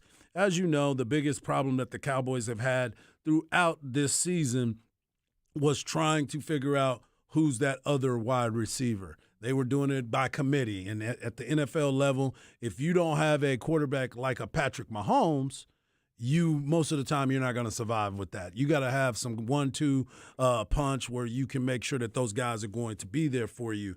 And one of the names that we keep looking at for the Dallas Cowboys is somebody that we talked about at the beginning of last week when all this conversation started originally was Juju Smith-Schuster. Juju's going to be a guy. He's playing in the Super Bowl this Sunday. Yep. So we'll get a good chance to look at him. And we know what he was when he was with the Pittsburgh Steelers. He was trying to get out of that shadow of AB, really, and trying to become his own man. And then he went off, and it wasn't as good for him with Ben Roethlisberger. He was dealing with injuries. He wanted to hang out. He was doing a lot of social media stuff. Well, you hadn't heard much from him on the social media stance, at least I haven't, to where it's like he's not posting as much as he used to, because I used to see him doing stuff all the time. Well, he got focused this year. He was targeted 101 times. He had 78 receptions, almost had 1,000 yards receiving, but he only had 3 touchdowns this year. But he would have been a perfect slot guy for the Dallas Cowboys. He would have been another weapon for Dak to look for, whether it was CeeDee Lamb, Dalton Schultz, or Juju Smith-Schuster. He might have been a major part of what the Cowboys are doing. And we know that Jerry said it. We failed on the wide receiver part of it because we expected a lot from Jalen Tolbert. We expected a lot from Washington. He ended up getting let go. So there is a void that was there, and Jerry now knows that we need to bring in another weapon. So Juju Smith-Schuster is someone that I would look at this offseason, depending on the financial obligation that you would have to put out there. He's somebody that I would definitely want to pay attention to, a little bit more attention for. The Houston Texans. Houston Texans, even though that we've all realized that they're supposed to be doing something on the offensive side of the ball, we think that they got good defense and they're going to make some changes. And now that they got DeMeco Ryan, obviously, DeMeco is going to be trying to shore up that defensive void over there and try to find some different places. And one of the people that he has history with that a lot of people may not know this name, you may remember this name, Emmanuel Mosley. He's a defensive back as well, and he plays with San Fran, which he knows DeMeco, and he's somebody that may come in and be able to fit a void right away because you already have Petrie at the secondary, at the safety position, when you got Stingley at a defensive back, and you need another one on the opposite side. So if you can bring in another defensive back, shore up that back end, because until you can get pressure on the quarterback, you want to make sure that your back end is good. So that is somebody that I would look at as well to possibly bring in to help out with that. Some of the other teams, and this has got to affect Tony Pollard in this one. Obviously, Cowboy fans would love to keep Pollard, get rid of Zeke. Obviously, that's the plan, and that's what everybody on the outside would be saying. But on the inside, Jerry is somebody that has been saying that he wants to keep Zeke. He wants to keep all parties involved, and he wants to try to make it work. But if for some reason it does not work. A team to pay attention to for Tony Pollard's services. He had 193 attempts, and he went over 1,000 yards with 9 touchdowns. No fumbles, by the way. No fumbles lost, by the way. It's a little crazy to think about, but the Denver Broncos with Sean Payton. Yeah. Think about how Sean Payton uses his running backs, and he's had Alvin Kamara. He's had Reggie Bush. He's had a bunch of different running backs that can catch the ball out of the backfield, pick up some blocks, and be effective in the running game as well. So Tony Pollard, even though he's got Javonte Williams over there and a couple other guys in the backfield, I think that might be a good place for him and Russell Wilson if we ended up having to lose him. I don't want to lose him. I think he could be a major contributor to the success of the Dallas Cowboys as well. But that is somebody that I am looking at that could possibly help them out. Another team that will be playing in the Super Bowl, obviously the Kansas City Chiefs, a name to pay attention to because it looks like Frank Clark may be gone from this team because he gets he's done a lot for that organization, but I don't know if they really want to pay him that much more, and he may be demanding so much more. He might go out there and be MVP and think, hey, you got to give me more money this weekend. A name to pay attention to, and it's closer to home because he played at UTSA, Marcus Davenport of the New Orleans Saints. He's somebody that is, let's just say he can get to the quarterback, and he's been known to get to the quarterback, and he's done that a lot in his career. He recorded just he only had a half a sack in 15 games last year, which is terrible. But what we talk about, what do we always talk about? Pressure rate, right? Making sure you can get to the quarterback. He had a 19% pass rush win rate over the past 3 seasons, ranks 14th in that. Pro Football Focus had him at 14.2 pressure rate, and he ranked 17th amongst pass rushers. Bottom line is, dude gets to the quarterback. Dude gets to the quarterback. And he'll come cheaper. And he's going to definitely come cheaper pressure because doesn't cost as much. And the biggest name that I wanted to ask you, there's 2 names that I wanted to ask you guys about. And let me get your thoughts on this. Josh Jacobs and Odell Beckham Jr. Odell Beckham Jr. is somebody that we have talked about. Cowboys looked at him. They're still talking about kicking the tires on him, seeing if he wants to come, if he's going to be healthy, and seeing what's next for Odell Beckham Jr. But remember when Randy Moss and Chad Ochocinco, when they were at the tail end of their careers, where'd they end up going? New England Patriots. Yeah, he loves that. Yeah. And Bill Belichick, as long as you're working hard, he don't care what you do. He don't. Obviously, he don't want a lot of people around the locker room. He don't want you out there talking too much. But Odell Beckham Jr. is at a position to where Bill O'Brien's back there. Mac Jones is the quarterback, and I think Bill O'Brien's going to be good for Mac Jones. Let's put it like this. Rod, you and I would be good for Mac Jones after what he went through last year. Anybody but Matt Patricia. Anybody but Joe Judge. Yeah. So I'm looking at New England Patriots probably trying to make a run at Odell. Obviously, Odell's trying to get money because he made the silly decision of taking his money last year or a couple years ago with the Rams in crypto, and then that kind of failed him. So now he's trying to get a payday. That would be the only reason why I would think he wouldn't go there, because New England's not going to pay a bunch of money. But that is a team to pay attention to as well in his sweepstakes. And the biggest name for me is Josh Jacobs. Josh Jacobs led the NFL in rushing on a year where they didn't pick up his 5th-year option. Yep. His rookie contract is up. Now he's at that point where he can get big-time money. What about him in Miami? Josh Jacobs going to Miami with that play caller and Mike McDaniel and how he does the running game. The only criticism is he's not fast, and Mike McDaniel won't speed everywhere. Yeah, that is true because all of his running back. There was a track team there. Yeah, he loves people. I like it. I like it, but I don't know if Mike McDaniel will like it so much because he's a speed guy. He won't speed. Yeah, everywhere, even at running back. That is true. He still had Mostert there at one point too. Yeah. Mostert was one of his. Chase Edmonds. Yeah, but some of those guys aren't healthy. You're right.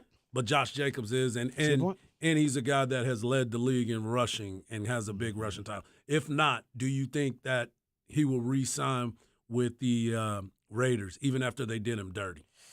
Yeah, that's a good question. Because the running back- Raiders are working on the Patriots mindset of we can go get another running back to do what you do. Well, That's what just we've not been just talking Patriots about mindset. too. That's everybody's Yeah. mindset. I mean, I think that's just the smart, rational mindset in the NFL. So I don't know if they bring him back. Yeah. The Raiders are really a crapshoot this offseason of, you could end up with Aaron Rodgers and Josh Jacobs coming back and Devontae Adams and be competing at this high level, or your starting quarterback next year could be Stidham. You have no Josh Jacobs, and Devontae Adams is mad and wants out. Yeah, he wants to get traded. Both those things are legitimate things that could happen Right. to Vegas in the next few months. Yeah.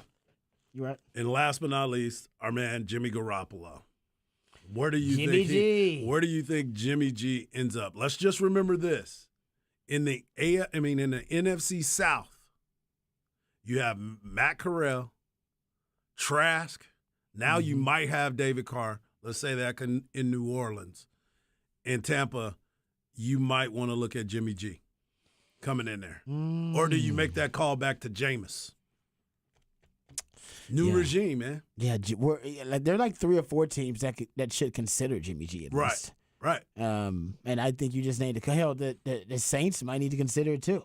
Yeah, if they don't get If they don't get Derek Carr, Derek but Carr, I'm yeah. just saying right now, considering the situation, they should be looking at Derek Carr as an option and Jimmy G as an option. No doubt. Depending on which one is better, which one. Who's the offensive coordinator? Jared Carmichael? Is it Carmichael? Not Jared Carmichael. No, What's his Jared? name is Carmichael. It is Carmichael, but it's not Jared Yeah, Carmichael. God, I forget know who it his is, too. name. But anyway, whoever he decides is the best fit for the offense, it's not Jared Carmichael. That's Yeah. like a comedian. I Yeah. think. Oh yeah, I do like him. I do I do Pete. like Carmichael. Pete Carmichael. Yeah. Who is it?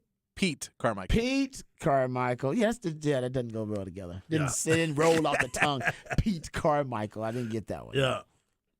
Okay. Yeah. So I'm looking at that and trying to figure out who would be the choice for them. Because Atlanta, you got Desmond Ritter there as well. Yeah. But you drafted him, so you're going to give him the opportunity to play there. But if you go into that division, into that conference, the NFC South, you got a chance to win some games there, and Jimmy does not hurt you. That's right. I'm with you. So I heard Joe Montana say he thinks that the 49ers should start Jimmy G next year.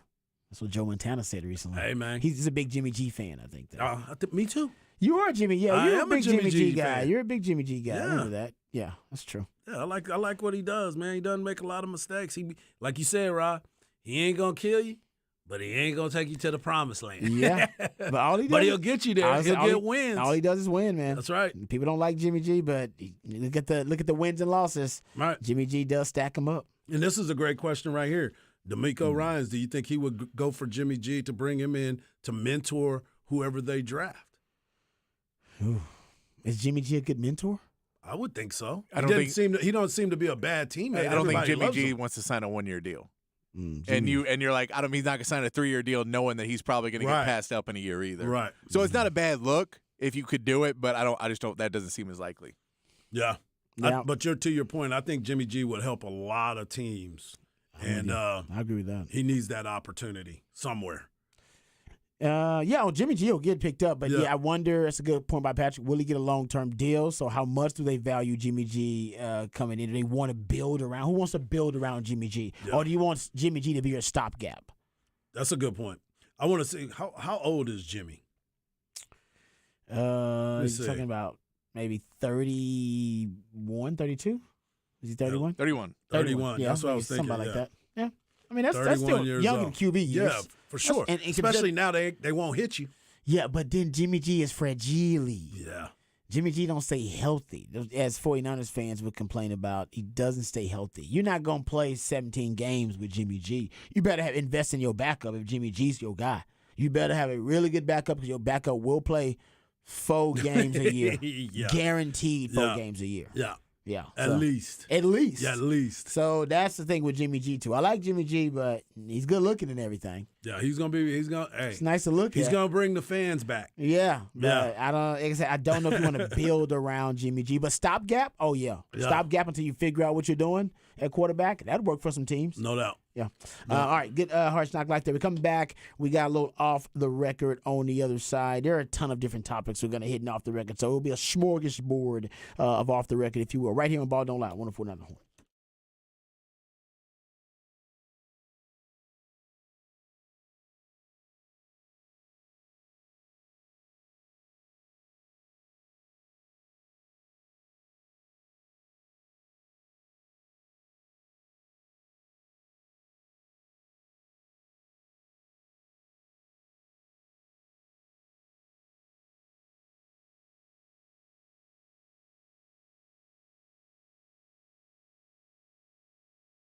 Hey, what's up, folks? Lifetime Longhorn Rod Babers here. This is a beautiful city here in Austin. We know this city is fantastic. It's gorgeous, thanks in no small part to the skilled craftsmanship of Ironworkers Local 482. They've been helping shape Greater Austin since 1935. You see the labors of their love all over this great city in iconic landmarks like DKR Stadium and the Pennybacker Bridge. As the city continues to grow and thrive, so does Ironworkers Local UN 482. They don't go to the office, folks. They build it. So if you're looking for an exciting new career, you're frustrated with your work choices and with right now your opportunities, you can reach out to my friends over at Ironworkers Local UN 482, and you can get a great gig. Right now, they're hiring 3,000 people. That's right, 3,000 people for a huge project. So if you're looking for an exciting new career, become a member of Ironworkers Local 482 and accept the challenge of becoming the best version of yourself while helping shape Austin's economic development. You can become a member of Ironworkers Local 482. You'll take pride in the type of teamwork and craftsmanship that helps shape the future of this great city. So reach out to them today at ironworkers482.org. That's ironworkers482.org.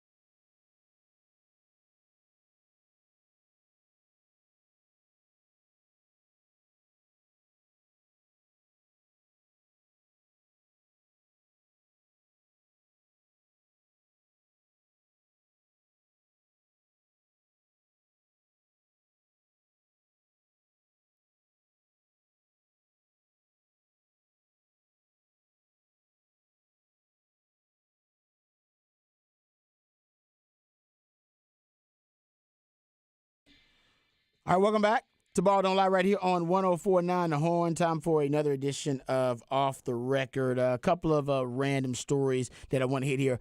First of all, I need to remind everybody Valentine's Day is coming up. Right after Super Bowl Monday is Valentine's Day. Don't forget, all right? Put it in your phone, give yourself a little reminder, and don't listen to her or him when they say, oh, you ain't got to do nothing for Valentine's Day. You know what I mean? Don't be Order stopping now. Don't be stopping at Walgreens and CVS. Oh, no. She going to find that long receipt in the car 3 days later. Yeah. You bought this 7 minutes before you got home? Yeah. And you know what? That is still better than doing nothing. All right? Your woman will appreciate you getting out there in the madness where everything's been, pillaged and plundered and trying to get her something. So how about this story, guys? This is from Lending Tree Survey. It says 27% of their consumers, of folks who were surveyed, in a relationship with intentions to make purchases for Valentine's Day, said they expect that they may take on credit card debt as a result of their Valentine's Day purchase. Come on, man. Of that figure, 20% said maybe, while 7% said yes. Nearly 3/4, on the other hand, do not foresee doing so for Valentine's Day. So they're not going to get into debt, basically, for Valentine's Day. Don't do that. No. So this is argument. Don't do, you shouldn't have to go really expensive on Valentine's Day. You should be able to be a ball on the budget for Valentine's. It's one of those holidays. Right. If you know your significant other, you should be able to find little things that they particularly like that aren't, that expensive. Now, maybe you do got a high maintenance, gold digger or something you're dating. And you know what? This should expose them. If you got somebody that's demanding diamonds every Valentine's Day, then you're with the wrong one. And you should have known that before. Exactly. That's the beauty of skimping on a date every now and then. Yeah. If you're dating somebody, you do need to have a cheap date. Because if she just loses her ish on that date all because you decided to be a ball on the budget, well, yeah, you probably the wrong one then. Don't worry, it's only going so far. So that's what I always learn too. I pour the chick Nick out on all the ladies, all right? Little picnic, or a little Chick-fil-A, little Bud Light, always good. And 90% of the time, ladies loved it. Every now and then, lady wouldn't like it, and I knew oh yeah, you ain't the one. It's all good. Yeah, you got to change some things. You got to change it up. Yeah. So yeah, it's a test in itself. All right. So don't be afraid. Don't be cheap. Be frugal. Don't be cheap. Don't be cheap. My dad was cheap. Be frugal. I love my dad. My dad's cheap. My dad would rewash like paper plates. So that's cheap. I'm serious. Yeah, that's cheap. Every time you say that, dude, I cannot. I'm envisioning this. No. Hey man, you better go wash that off. Wash that. How about plastic forks? We never really use plastic forks a lot, so no, we never used them. I guess he didn't want to buy plastic forks. Okay. We would, when he would go to Luby's, we would make our own lemonade. That was always fun. Yeah, I remember that. Yeah, because Pops wouldn't buy that lemonade. He's like, that's $2 for lemonade? No. Lemons and sugar at the table. Water's free. How many lemons can I get right now? Oh, dude, I became really good at making my lemonade. That stuff was like Chick-fil-A worthy lemonade I was making at Luby's, man. Get my Luann platter in my lemonade. Check you for diabetes. I was old. Exactly. Diabetes. But anyway, that's a random little nugget out there about Valentine's Day. Okay, how about this? Commercial Valentine's. That's what it is. It's all commercial. Hey, man, because of the 5-6 months that we spent obsessed with football, Yeah. I think we owe it to our significant others who may not be into football like that. I was going to say, if you can marry somebody that's into football that way, you winning. do it. You good. winning. Yeah. My wife is into football actually like that. So you good. So I am good in that regard too. But still, if you're not, then this is kind of this is the day you got to pay that debt. Yeah. For not paying attention to your significant other for that long. And it's all good. Yeah. But how about y'all know the name Eden Polani? Oh, yes. I know who you're about to go with. Okay. Yep. Eden Polani. She is the latest love interest. I use that term loosely. Yeah. Lust interest is probably more appropriate, of Leonardo DiCaprio. She's more of a time limit. Yes, because he does not date women over 25. No. You know what? It ain't. If you can do that, if you have that luxury, go ahead. That's awesome for you. He's 48. She's 19. 48. So the rumor mill says 19. that this is the latest lady that he's dating. 19. So what are we thinking? That's is this gap getting a little too ridiculous? He's 48 and she's 19. You're talking about damn near 30 years. Does that creep you out? Would you date if you Yep. were in Leo's situation? Would you date someone who was damn near 30 years younger than you? I'm not doing that. I would. You can't- It kind of creeps me out. I can't imagine hanging out with a 19-year-old for more than 30 minutes now. That's a great. I can't imagine. Yeah. I can't imagine, like, unless it was thinking, like, I could watch a game with someone probably. But if we were like, hey, let's just have a conversation, I feel like our two worlds would be so far apart I Very agree. much so. I'm with you. that I'm like, every time I have to be like, no, remember when this happened? They go, no. Yeah, actually, I Hey, do. remember in It was Seinfeld? 20 You mean years that- ago. You remember Seinfeld? And you'd be like, this show, like, that my grandpa watched? And you're like, Pretty no. much. You're right. They wouldn't get any of your references. No. None of your references. Nothing. And I'm with you. I don't know what he has. I'd have to keep on my phone, like on the download, Googling stuff they said. Be like, I don't know what that means at all. But Leo dates nothing but young women, Yeah. so he probably relates better than all of us. 'Cause Yeah. Like you said, we don't hang around 19-year-olds, but he No. actually hangs around 20, 23-year-olds, 22-years all the time. Yeah. So I don't. So Leo probably is better off than us. I guess he can relate. I can't. I think at the low, if I was 48, I'm 42 now, so I'm going on 43. Mm-hmm. I think the youngest that I would date would probably be like 25. There you go. Boom. That'd be my cut if I was Leo. 25, because I would try to keep it up with my age a little. You know, closer to 20 years instead of 30 years. See, and that's the whole 25. thing. I got a 30-year-old son. You know what I'm saying? That's like, yeah, that'd be yeah. creepy. It's like, oh man, let's go hang out That'd be creepy. so I can holler at your friends. Like, Yeah, what? No, That that's is weird. Yeah, I guess That's when weird. he ain't got no kids though. No, That's why no. Leo can do this too. You ain't Yeah. got no kids. It's much easier to date younger women when you ain't got no damn Yeah. kids. Cause you don't go to strip club and think of your daughter. He don't Yeah. do that. So So wait. say you go to strip club now, you're like, oh man, I gotta get the hell out of here. Exactly. Isn't it crazy that he's got like blockbuster hits that came out before the women he dates? Blockbuster hit. Like Titanic's 25 years old, That's a right? great point. You're right. Yeah. So he Right. don't date anyone who was alive when Titanic came out. That would be a nice. So he has yeah. to go like That's his when rule he of thumb. so when he says stuff like he's like, oh, we're shooting that. That's like somebody coming to us and telling us, like, I remember when All Along the Waterfront, and I was like, Marlo Brando talked to us about his movies. Yeah. That's the reference points. No, you're right about that. I didn't even think about that, but you're right. Some of these ladies won't even get his references to his own damn movies. Yeah. That he's making. I was a child actor when your parents weren't even born yet. That is pretty crazy, Yeah. man. Yeah. But yeah, Leo, man, he keeps doing it. He's gonna be like Jack Nicholson. Jack Nicholson is like that. Is he? Oh yeah, that's right. He Jack is Nicholson like is still a that. bachelor, right? Jack Nicholson. Yeah, He'll- I believe he'll- so. He and doesn't show he'll- up at the Lakers games anymore, and though. he'll die back. Yeah, you're right. He wasn't there for LeBron's thing. Yeah, he doesn't. I don't think he's. I think Oh, he's so he's done not with it. doing well.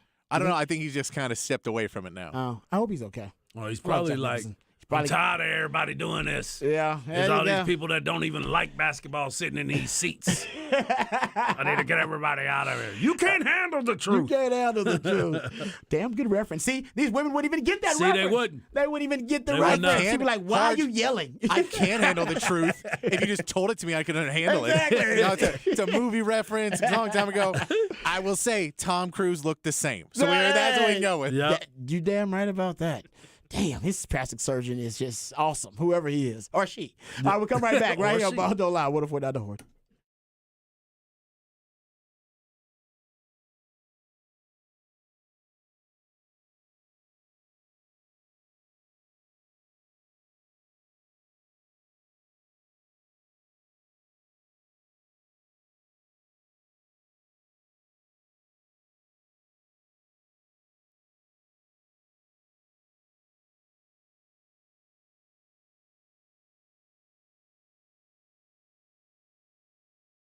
Mike Hart here for the League Kitchen and Tavern. The League Kitchen and Taverns restaurants are Austin owned and operated. With 4 Austin area locations, Avery Ranch, BK, Dripping Springs, which is Belterra, and Lakeway. Whether you want to have lunch, dine in, or dinner, you can dine in or pick up. The League Kitchen and Tavern can take care of you. This month, I want you to understand you could take a trip to the Big Easy. All these foods have that Big Easy flavor. I'm talking about the Creole Cobb salad or the stuffed pork chop. Why not try the potato croquettes. I'm all about this. And also think about this. They also have the shrimp po' boy. My mouth is watering just thinking all about this.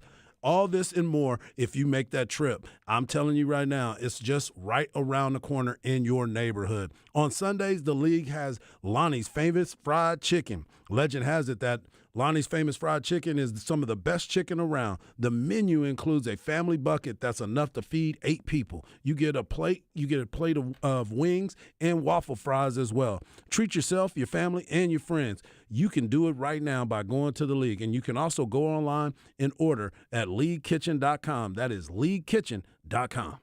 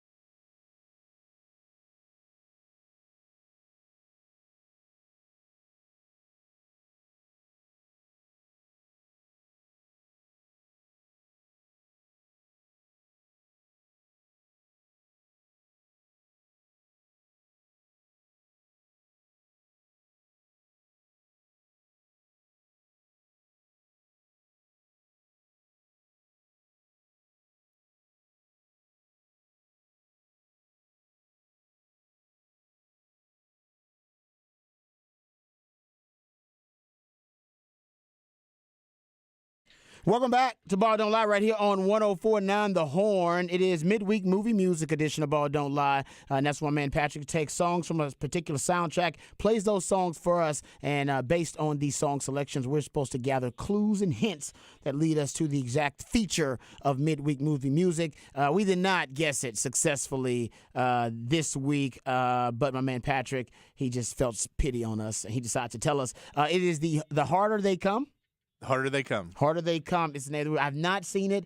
I'm going to try to stream it and look it up. I mean, I want to try to make sure I am, educated about this because you said it's the most, this is the soundtrack of it, the most influential reggae album maybe ever potentially. Just if you look at how influential it was on the overall culture of reggae in terms of the popularity of it. That is what I've read. Popularizing it. That's what I'll say. Okay. That is what I've read. This came out in 1973. No, I don't know. I can't tell you from personal experience. Hey, but I can tell you what I've read is that is super important in reggae, and that it's been like the Library of Congress has saved it as something that is important to the history of music. I mean, there you go. To me, the Library of Congress and right put there. it out there. Yeah, but I will tell you, I do like the music though. Yeah, the music is fantastic. Yeah. Yep. And so Jimmy Cliff is the guy who does The Harder They Come and a couple other songs, but he's the main actor in it as well. Okay.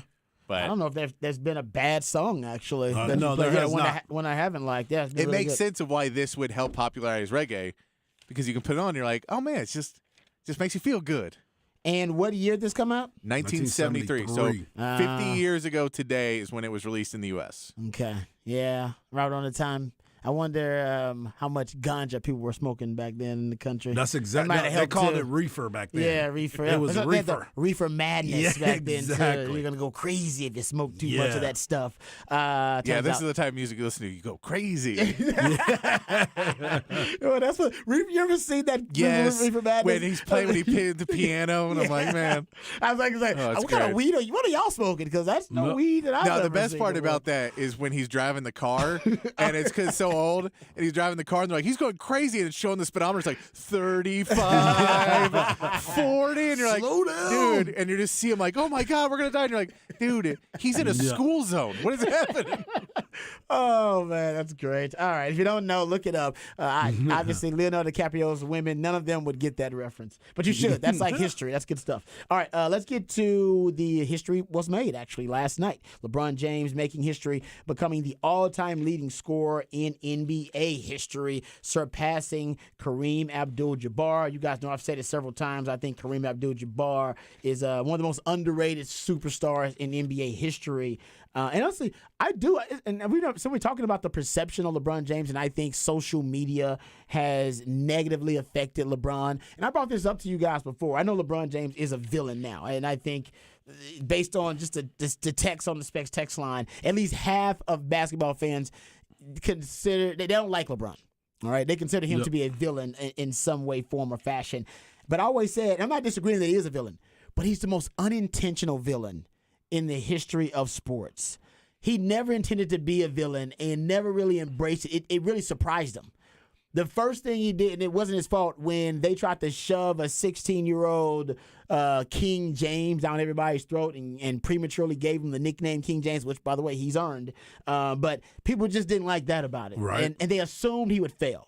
Right? Because you just said it, Harge. The assumption was they were talking about he was going to be the greatest basketball player of all time when he was 16, and it was easy to bet against that. That was the easiest bet in America. It's like, well, no, he's not gonna achieve that. He's not even going to be in the conversation to be the greatest basketball player of all time. This is a bunch of hype, and I'm upset that y'all are trying. You know what? I'm not buying it. You shouldn't be selling it, and I don't want to hear any more about this guy until he actually shows in the NBA that he's worthy of this type of praise. People are already upset when he first got to the NBA because they thought, oh no, this is all premature. This is all hype. They're building up. They're trying to make a superstar. We watched Michael Jordan build himself into being a great star. Now he got cut. They want to fabricate one and manufacture one. Yep. So that was number one. And that was his fault, right? He was on the Sports Illustrated cover, and ESPN wanted to broadcast his games. The second was the decision, because even after he proved that he could play in the NBA and he's worthy of all that, that hype, the decision, and people hate it, even though he gave millions to charity, Boys and Girls Club, gave millions there. He didn't know how angry America was at the time, and he didn't know how disliked it would make him. He didn't realize that basically every team that wasn't going to be the winner in the LeBron James sweepstakes, that they all were going to hate him. Yeah, oh, for sure. If it would, everybody outside of Miami, which he chose, ended up disliking LeBron even more and not liking his that. jerseys. Yeah. So he didn't realize that was going to turn a lot of people against him. He thought, I'm going to do something for charity, and then it'll be a kind of a broadcast. Nope. It worked. It really blew up in his face. Yep. And then he goes to Miami, and then he's got the not one, not two. Now, that was on him, and this is when he starts to kind of embrace his villain. Remember he has the commercial? About the villain, and now he's the villain, and he starts to embrace it. Not one, not two, not three. That hurt him a little bit too. And then ultimately in the Mavs final, which he loses against the Mavs, and everybody agrees, probably shouldn't have lost that final. I mean, the Mavs were a one-man wrecking crew and a one-man show. It was a great team, but we all know the talent disparity on the Miami side should have been able to settle that, and it did not. Correct. So he lost a lot of respect in that series. But also, when they mocked Dirk, and Dirk was sick, and him and D-Wade was seen kind of mocking Dirk time. Whether they were or not, that was the perception.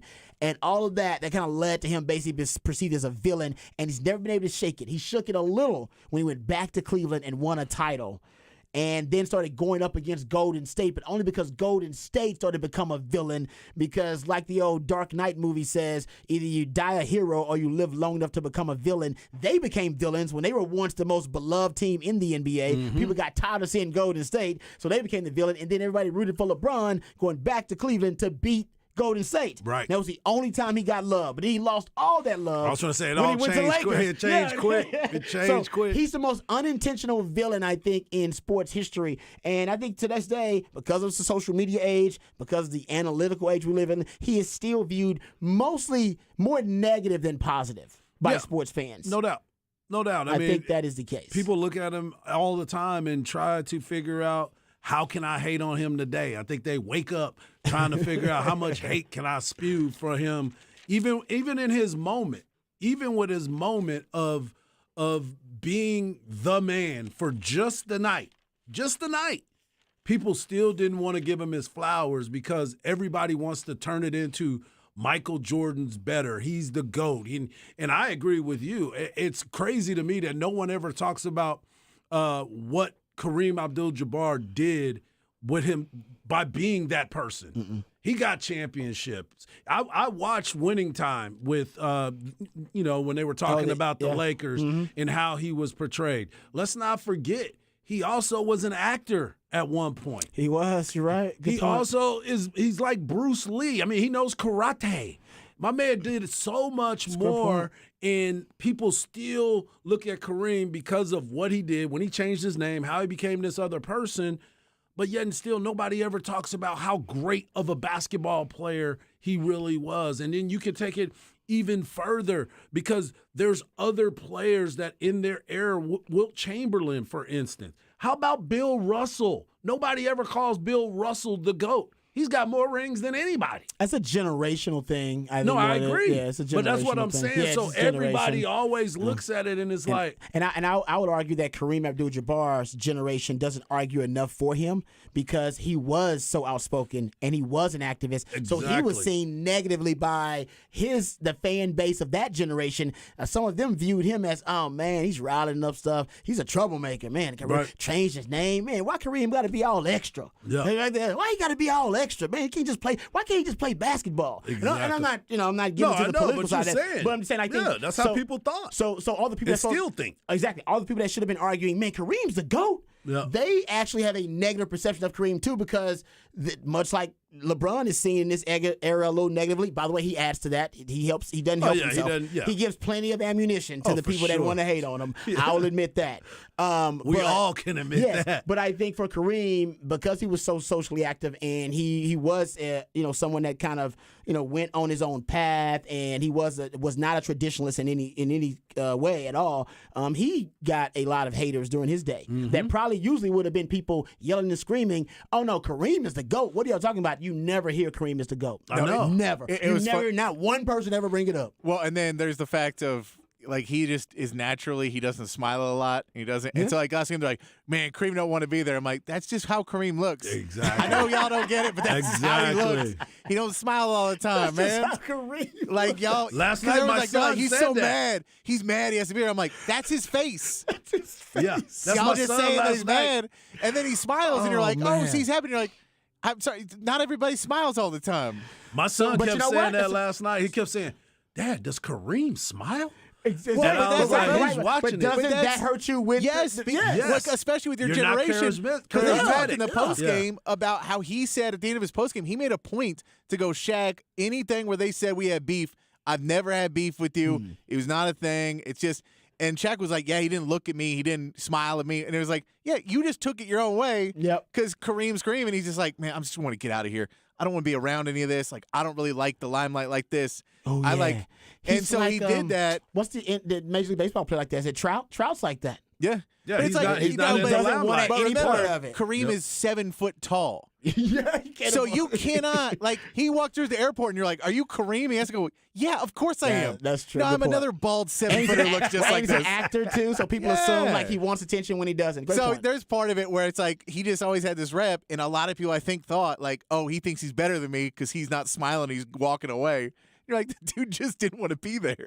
Yeah, But- that's a good. I never thought about that, but you're right. You said your son brought it up. Like, man, what's wrong with Yeah, him? he's like, man, does he smile? And then there was a picture with him and James Worthy, and I think it was, I want to say it was Magic, and he was smiling there. He's like, oh, he does smile. There he is. He's got a smile in it, but it was brief. It was brief. It was hot. Get up out of here. Let me get this Well, picture taken Kawhi's care like of. that. Kawhi Yeah. Leonard is like that. There's some people who's like, I really don't want to Yeah. be a part of the theater Yep. of all this, even though it does help you. And we've talked about this with Hall of Fame voting with different players, right? Yep. If you're amicable and outgoing and the media views you as a very positive personality, it helps you as opposed to, I mean, he's crotchety and he's in a bad mood and he's grumpy and standoffish, whatever Yeah. it may be. Yeah. Okay, let me ask you this. So is this one of the unbreakable records now in sports, considering we're in the load management era? The one and done era will soon be done. I believe that in a few years they're going to allow players to come straight out of high school again. Right. But he did have that advantage. LeBron did. But LeBron, the thing that makes this record unique for him, and he's 38 years old, is that he's finishing very strong.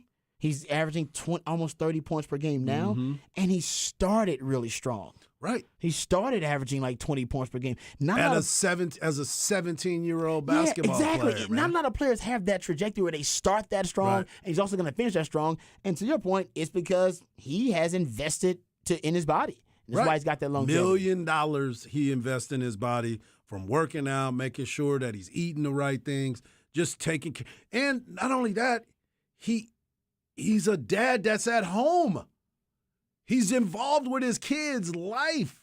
He's not like other people when it comes to these types of things. What's the story we always hear? Oh, he was out gallivanting. He was doing all this other stuff. No, he's at home playing Madden. I've been seeing so many pictures of him, videos of him and Vanessa. She trying to talk to him, and he's on the Madden game. He's not even trying to go out. Like last night he went out, though. But other than that, you start looking at what he's doing, and this dude is taking care of himself in the longevity. And I know a lot of people keep saying, well, he started in a different era. He started playing. He did it in 150 less games than Kareem did. Think about that. He broke the record in less games. Now, I know everybody can look at it and say, all right, we got the three-point shot. He's done all these other stuff. But it's still part of the era that he's doing it in, and he's doing it during his time. And this is 20 years strong, man. This is 20 years strong. And to your point, he's getting better. He's aging like fine wine. He is doing things that he didn't do before, like hitting his jumper was terrible before. Now he's knocking down three-pointers every single time he comes across the court. I mean, this dude is 6'9" and 260 pounds. And that is the thing that drives me nuts. Oh, he wouldn't have been able to play in that. Have y'all seen this dude? He is massive. He would have adapted. Quickly. He would have adapted. Quickly. Yeah, no question about Yeah. that. Yeah. Okay, so because I'm with you. I think LeBron James' legacy It's just going to be different than MJ's. He's never going to, because MJ had the 6 for 6 in the finals, so that'll Rightfully always so. exactly. Yeah. And I still think MJ's to go, but I think one day potentially we could get to the point where it is a debate. It's more of a preference than a debate. I should say that. Yeah. It's more of a preference. It's like I said, it's where the Tupac and Biggie debate is now. When I ask somebody, who you think is the GOAT, Tupac and Biggie, and they say Biggie, I respect it. I'm a Tupac man. Right. It's a preference thing. But for LeBron, yeah, I do think he's not done adding to the legacy. It'd be great if he can get on another team that would compete for a championship. Right now, the Lakers they ain't gonna compete anytime soon. Maybe they will. I mean, all it takes is a trade. As a matter of fact, We were CB, talking about it earlier. texted us this, or it's tweeted us this. Sham Sharania tweeted out the Lakers, Jazz, and Timberwolves are in discussions on a 3-team deal that would send D'Angelo Russell to the Lakers, Russell Westbrook, and draft compensation, such as a first-round pick to Utah, and Mike Conley to Minnesota. What are your thoughts, gentlemen? Anything? Well, So they need help. Yeah, this trade actually makes sense for everybody involved. The question is, where does a pick compensation go? And I think this is where it lines up, is that everyone's going to come after the Lakers and want both first-rounders. And I don't know if they do both first-rounders to get D'Angelo Russell to drop Russell. Because you basically have to give the Utah first-rounder to drop Russell Westbrook, and you're going to have to give a first-rounder to get D'Angelo Russell. Yeah. And I don't know if they're going to give up 2 for that. And there's a good point. rumor that obviously Russell Westbrook is disgruntled. He and Darvin Ham got into, they were quote unquote heard in a raising their voice shouting match last night after the game in the locker room. And I'm sure that this has been brewing for a lot of time because let's not forget, Russ is coming off the bench. He's not even starting for that's a good them. point. So That's a good point. But last night he played with great energy. He did Of everything course he did, needed because to. he wanted to show up LeBron. Yeah, but he was And giving AD him the when it ball. sat on the bench. AD did go. That whole sit on team the don't bench, have a man. person. Okay, so are you guys thinking there's anything should be made of AD sitting down and not celebrating LeBron James's moment when he breaks I don't the think record? it's anything you can really change, but yeah, that was It is a not bad good. look. Yeah, It was it's bad a really, optics. really bad look. It was bad optics because Yeah. everybody's talking. Everybody about got up Yeah. and celebrated. You Yeah. sat down and didn't celebrate. And I'm sure LeBron James has seen that. I'm sure LeBron James may Well, be thinking to himself, well, why didn't you have some type of, why didn't you at Well, yeah, least 'cause- acknowledge the well, what's moment? funny You ain't got to is celebrate it, but at least They stand show up. him later in the game sit down next to AD, and he's like, "Man, it's so cool that you're here with me for this. Like, it's so cool." Like, he's talking up AD when he's Yeah. sitting He next to told him on him the he bench. loved him. Yeah, and he's like, "Man," and so he's doing that. So it's just weird. Strange. Yeah, everything about it just was weird.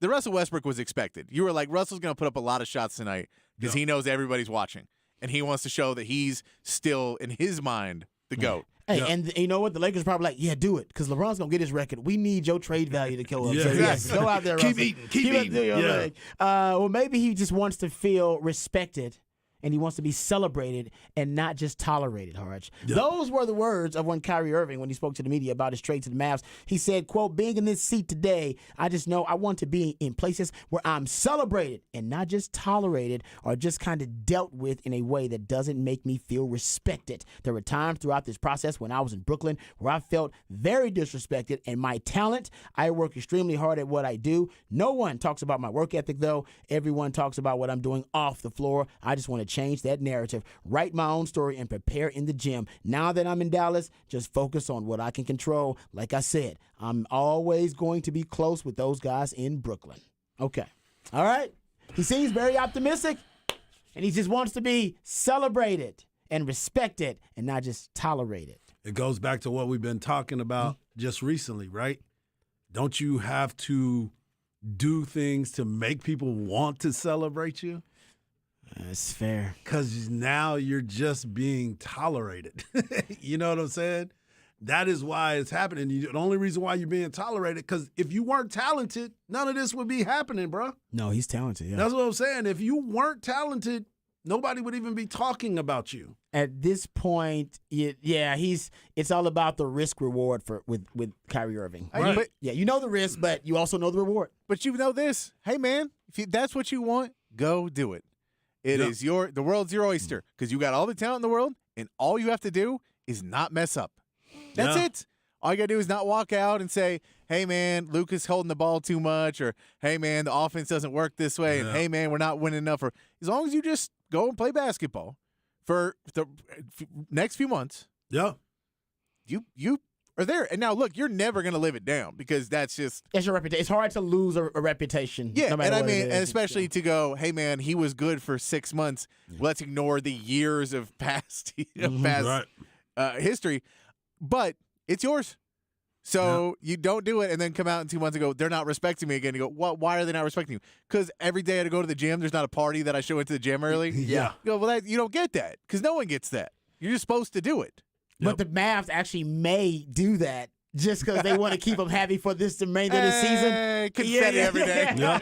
So, yeah, you're right. That doesn't usually happen. But the Mavs, they're a little desperate, so they may actually cater to all of his I don't know. Jason Kidd does not have whims. a strong reputation of getting along with star players No, he necessarily. doesn't. So, That's true. That's a so we'll good see. point. Now they're apparently close. They're apparently buddies. And he loved Jason Kidd. He loved Jason Kidd It's growing his up. Best, But yeah. that is he does not necessarily have the reputation and the history of making his star players feel loved. I can't wait. It's gonna be so fun to watch this drama unfold, good or bad. I'm happy for Mavs fans because hey man, at least you got a shot because it works out.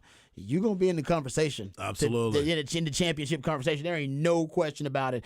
This is the hot to crazy ratio. They always say that women are as crazy as they are hot, and the hotter a woman is, the crazier she is. But when she is crazier than she is hot, that's when you need to jump off and you figure something else out. Kyrie is right on the cusp. He's right there on the precipice of being crazier than he is hot. But right now, I still think he's hotter than he is crazy. And I think that's what Mark Cuban is. He's like, nah, man. We've all been in a situation where you know she's crazy. Yeah. But she's smoking hot. Yeah. He's like, I'm dealing with that crazy because that hot is something I cannot pass up. No, off-season Kyrie was too crazy. But then he went and got a tan, the teeth whitened, and he's ready to go. Trade deadline. Got a mini skirt on. You like, you know what? You looking good. Yeah, I saw man. you last month, and you didn't look this good. Right now, you look perfect. Yeah, beautiful. All right, we'll come back. Raj round the day. Well, a little Black history lesson about the man who pretty much is largely responsible for integrating the NFL as we know it today. We'll talk about that right when we come back, right here on Ball Don't Lie on 104.9 The Horn.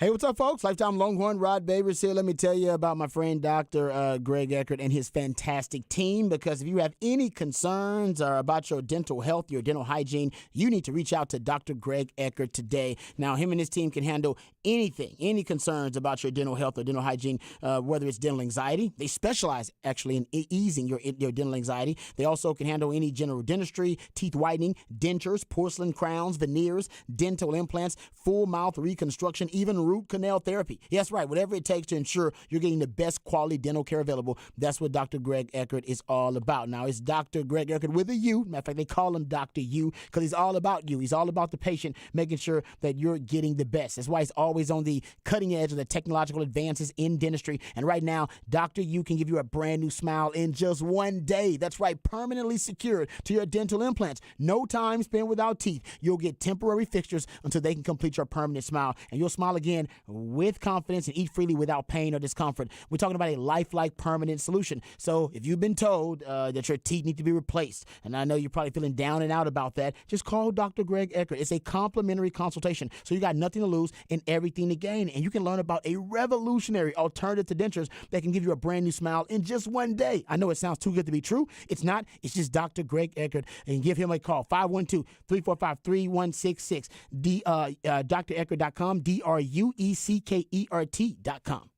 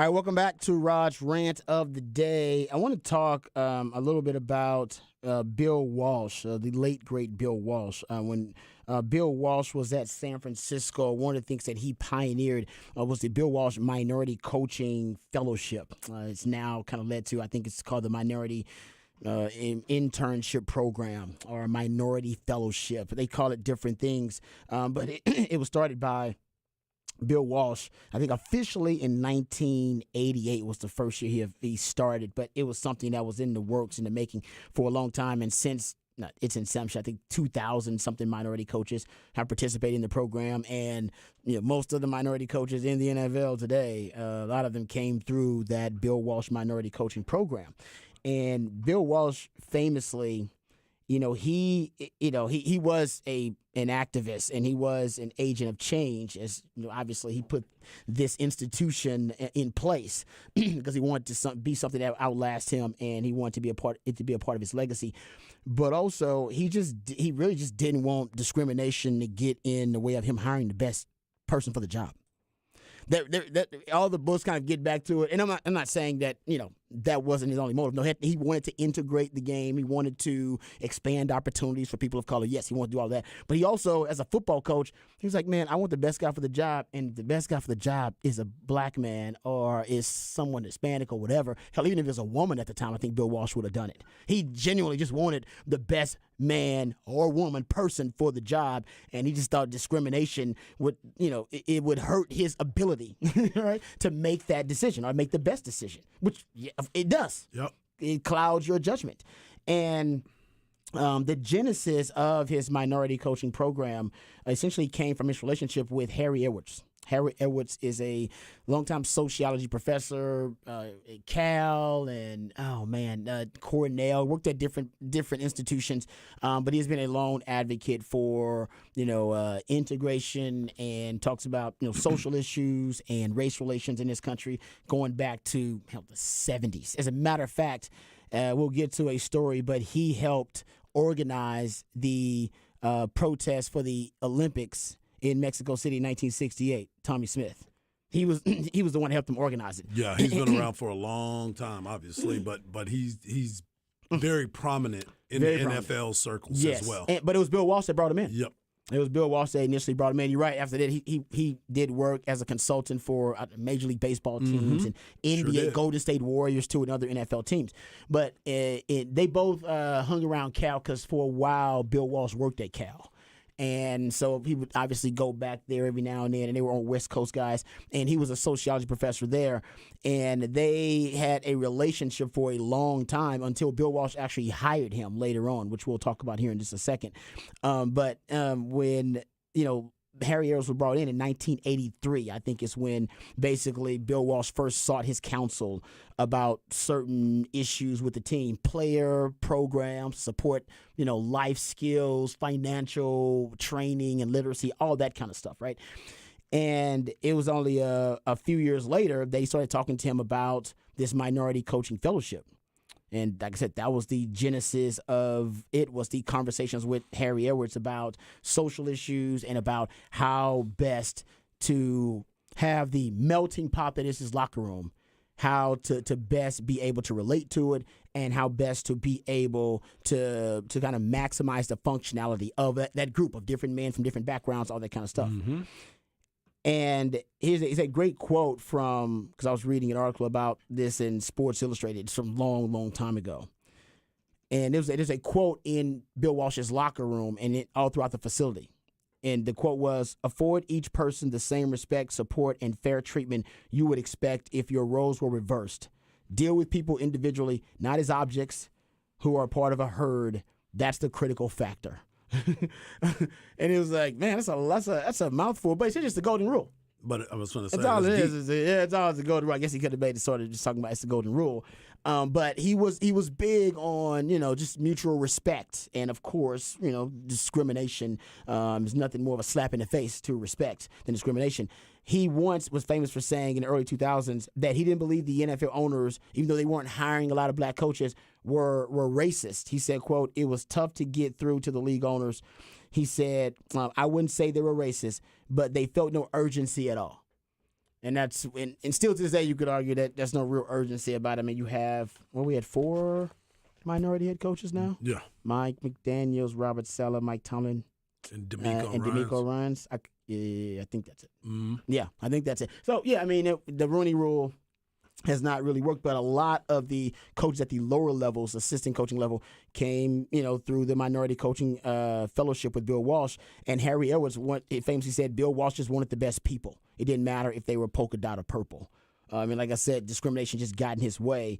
And this is a story, though, that I think really bonded Harry Edwards and Bill Walsh. So in 1968, the Summer Olympics, you had the Speed City track stars. That's Tommy Smith, John Carlos, Lee Evans. They were members of the San Jose, that track team. So they were the ones who participated in the Olympics. They also protested. That protest in the 68 Summer Olympics was actually organized by Harry Edwards. He was a part of the Olympic Project for Human Rights to protest racial segregation, particularly in the United States. So he collaborated with Smith and some other folks, and they came up with the Black Power salute while on the medal stand, which y'all probably can guess didn't go over well with the American public. People were not happy about that. So essentially, these guys were shunned when they came back home. Like they were they were essentially excommunicated from society for the most part. They couldn't get jobs. They couldn't get a lot of stuff because of the protests, and it becomes such a national story. Bill Walsh gave him a tryout when he was with the Bengals. When people criticized, and Harry Edwards said he said, I don't think Bill Walsh expected them to make the team. What he did was offer them a paycheck when they were considered pariahs. It was a nod of admiration to their bravery and courage. And that's because Harry Edwards had organized a protest. He appreciated that. Him and Bill Walsh were really cool after that. Years later, when Bill Walsh got his head coaching job, he hired Harry Edwards in 1985. After that, so you got decade plus later after that, Bill Walsh was like, no. When I get my big time gig, I'm bringing this guy in because he's going to help us build a staff and build a roster that is about inclusion and is about diversity and that is about respect and that is heightened awareness and enlightened about social issues, the ones that are affecting the people who make up this organization. That was the basis for it, and it worked out really well for him. Like I said, after that, the Golden State Warriors, Major League Baseball teams, they decided to follow Bill Walsh's model, and then they grabbed Harry Edwards, and now everybody has a Harry Edwards type on their staff somewhere that has a role as a public relations specialist or someone who is a specialist in social issues or race relations, whatever it may be. And Bill Walsh was thinking about that way before anybody else was.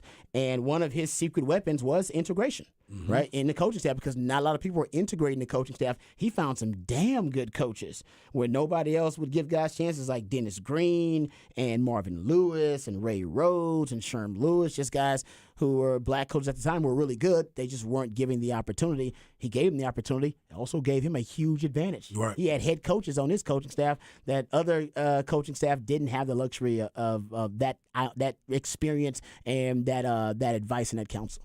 Yeah. Yeah.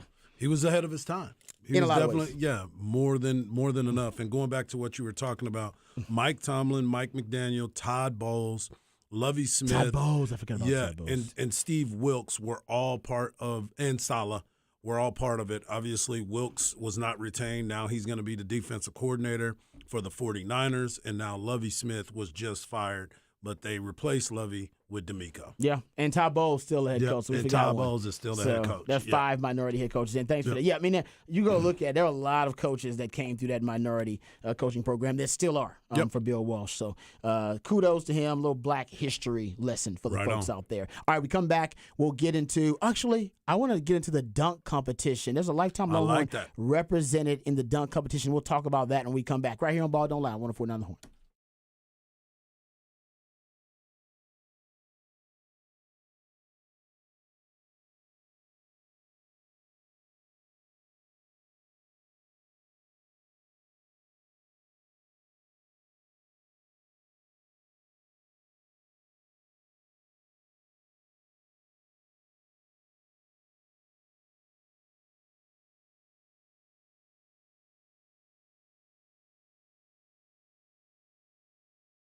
Hey, what's up, folks? Lifetime Longhorn Rod Babers here. Let me tell you about my friends over at MyBookie because it's the perfect place to give you the most bang for your buck. I know a lot of you out there, it's a brand new year. You'll be thinking to yourself, hey, I'm trying to make sure I start this year off with a bang. Well, the best way for you to do that is with my friends over at MyBookie. Now, I bet at MyBookie. So does my friend Haraj. He bets at MyBookie as well. And we can tell you right now, there's nobody out there that's going to give you more opportunities to win and more opportunities to win big. That's the best thing about MyBookie is they want you to win big. They're trying to give you chances so that you can win that straight cash, homie. So if you ask for it, MyBookie is going to deliver. So right now, MyBookie has designed a unique deposit bonus that's going to give you a chance to cash in and cash out really quickly. So that means you ain't got to worry about the delay and getting your money. Not only do they want you to win, they want you to get paid right away. So it's a unique deposit bonus for sports bettors who want to focus on what to bet on and what not to bet on, and they don't want to sweat the payout. So make your first deposit today with the promo code HORN, HORN.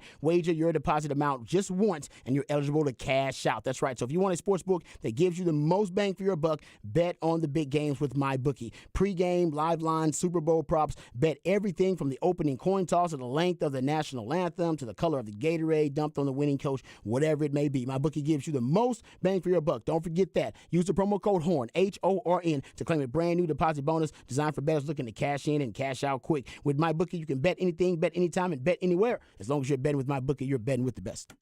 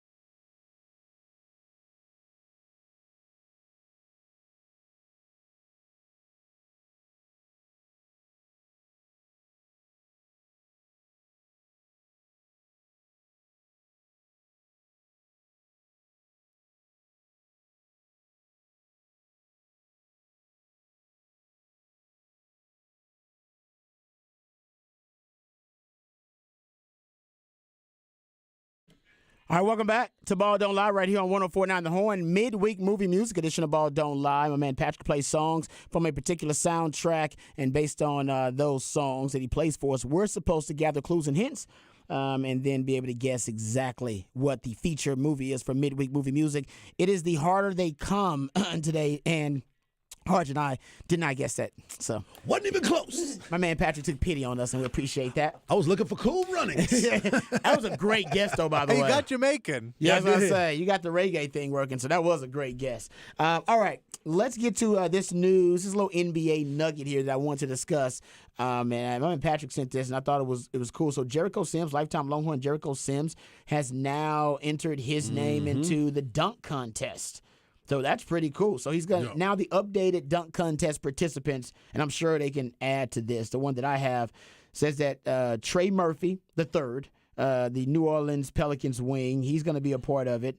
He's bouncy. He's bouncy. He is. Yep. Houston Rockets forward Kenyon Martin Jr. He's going to be a part of it. Portland Trailblazers rookie Shadon Sharp is also going to be in it. And Mac McClung. Yes, Yeah. Mac McClung is going to be another participant in the dunk contest. And now Jericho Sims. Yeah. So the check this Knicks out. center. Mac McClung is in the G League, and they gave him an exemption to bring him in. And if you remember, I ain't mad he at was the high-flying kid from Georgetown that transferred to Texas Tech. Yep. And he was a YouTube sensation, to be quite honest with you. Yeah, he was when one of he was those- coming out of high school. So he was one of those. He was one of the first that kind of made his own mixtape Yep. to get seen because he wasn't getting recruited heavily enough. Okay.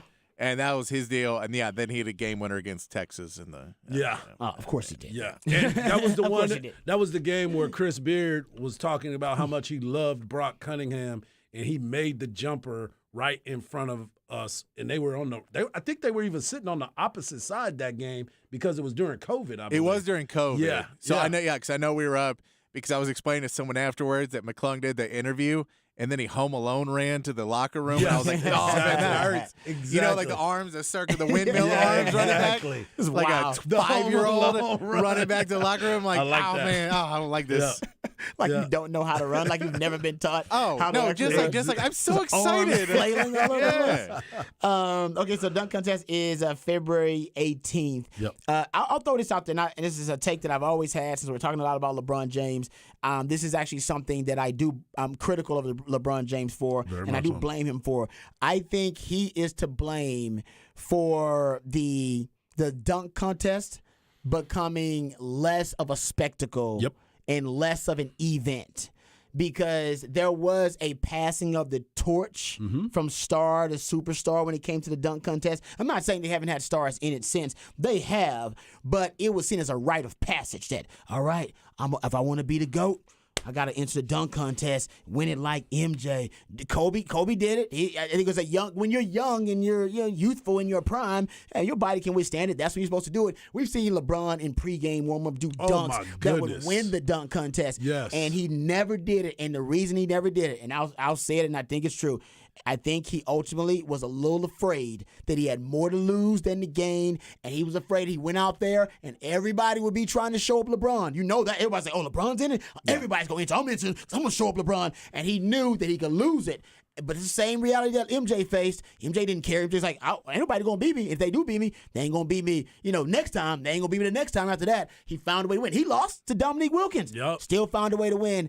I blame the dunk contest's lack of popularity. I blame that on LeBron James because he never did it. And it has waned ever since. It's a great movie because it's still entertaining, by the way. It's still entertaining, but it doesn't have A-list celebs. It doesn't have your A-list actors in it, your A-list NBA superstars in it. Now you get the B-list guys and the C-list guys. I will tell you, I Instead think of the A-listers. See, I have a different opinion. I think what killed it was Vince Carter because he won it. He still would win every single year. Like, if you put Vince Carter, what he did that one year is better than anything we've ever seen since. So it's just got gimmickier and gimmickier because you're like, yeah, no one can jump out of a gym with ball control. But LeBron can. LeBron in his could've- prime he could could've- have, and he didn't do it. LeBron, I know what you're saying about Vince Carter. You're right. LeBron could have revived it. You know he could have. He was that kind of freak.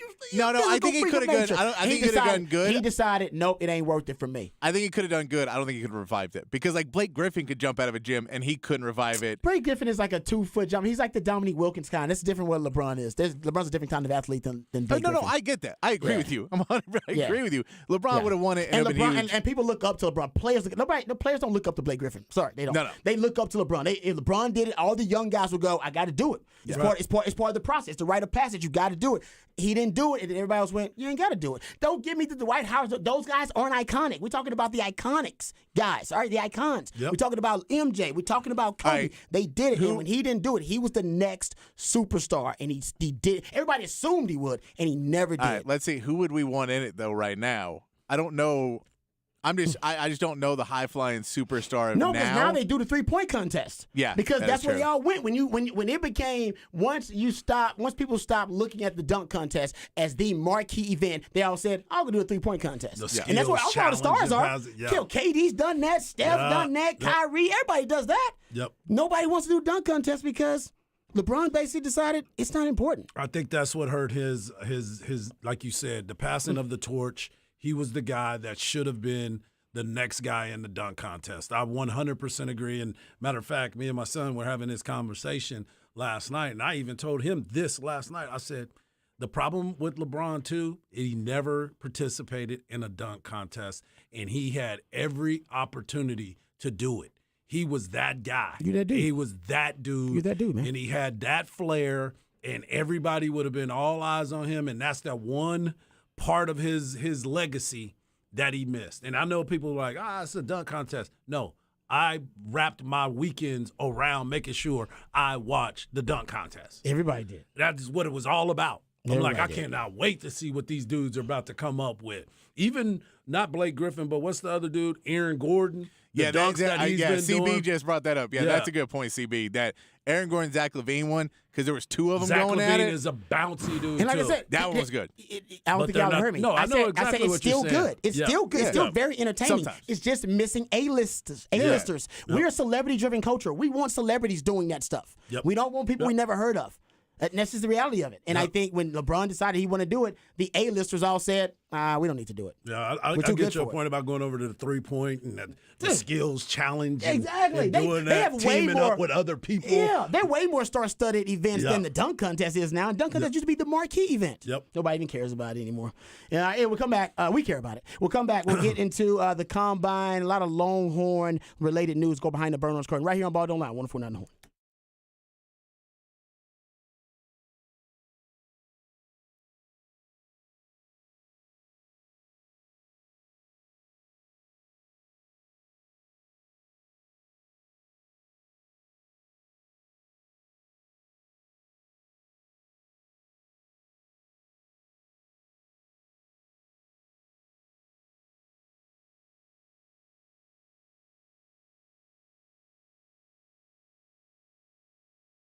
Mike Harge here for the league. Let me tell you about the league.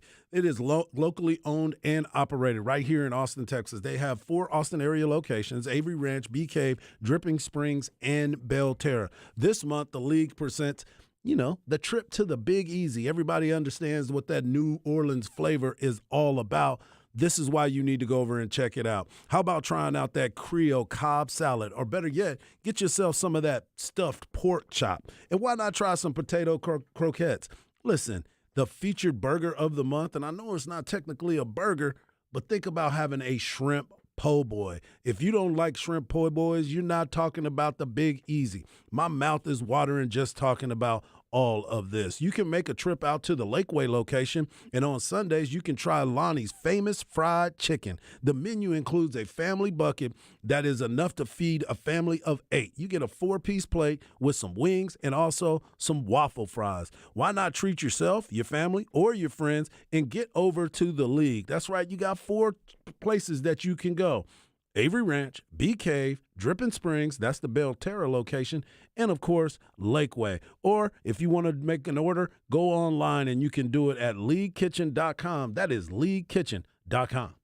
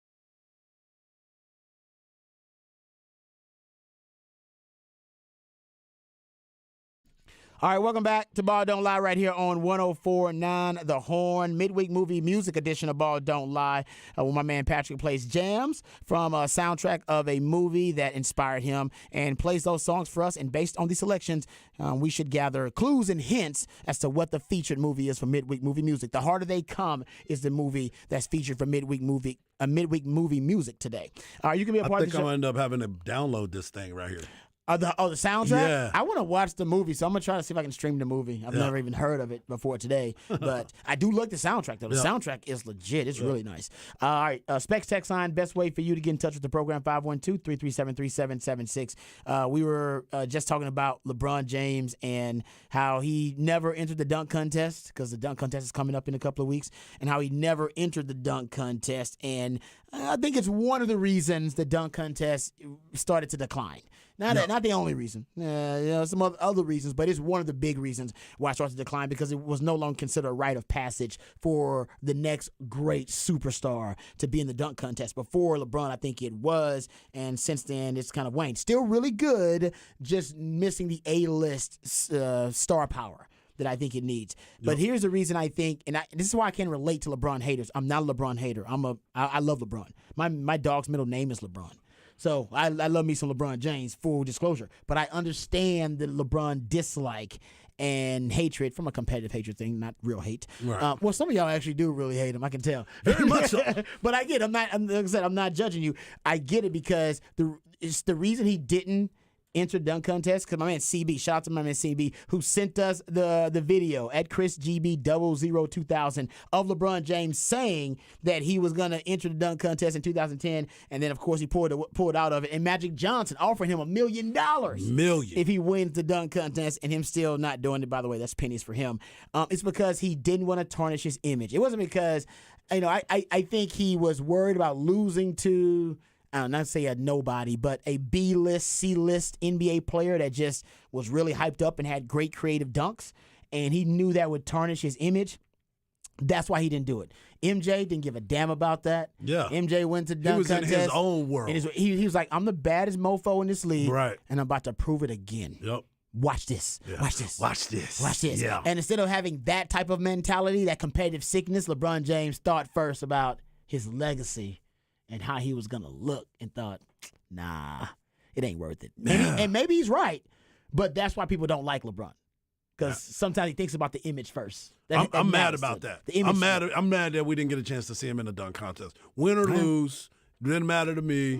I just wanted to see you make a poster somehow. Oh, man. Didn't do it. It'd have been glorious. Yep. It would have been glorious. All right, something else that would be glorious. We talked about the combine invites for the Longhorns. Keandre Coburn, Rojo, Bijan, DeMarvion, Overshown, one of those guys, and also Moro Ojimo. So congrats to those guys. We'll talk more about that as the combine approaches. Savion Red switching positions. Shout out to Inside Texas. Eric Nylane broke that story, switching from wide receiver to running back. But now I want to talk about a couple of other stories that are Longhorn football related that we haven't gotten a chance to get to. The mock draft, just real quick, just because it's mock season. A lot of mock drafts out there. Bijan Robinson in the Matt Miller mock draft. I like Matt Miller. I think he does really good work. And we won't talk about everybody's mock draft, but there are some mock drafts I think are worth diving into. Mel Kiper, we talked about Bijan. He's going to the Cowboys in Mel Kiper's last mock draft in the first round. Todd McShay's mock draft in the first round. He's got Bijan going to the Eagles in his last mock draft. Well, Matt Miller, once again, gets Bijan as a top 10 pick in his mock draft, and he's got him going number 5 overall, and he's got him projected to he's got him at number 10 overall to the Eagles. So he's got him going to the Eagles too.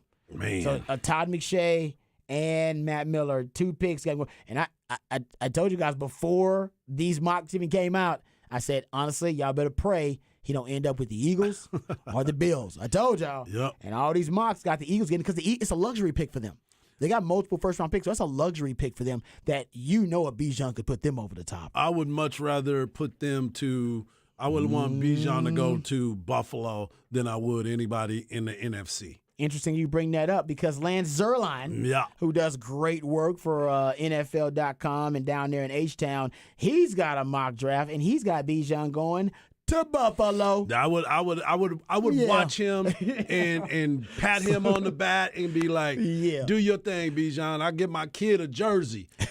But if he goes to the NFC, You get to I watch just him can't. more? Exactly. I would not. I repeat, I would not get my kids a jersey if he was an Eagle.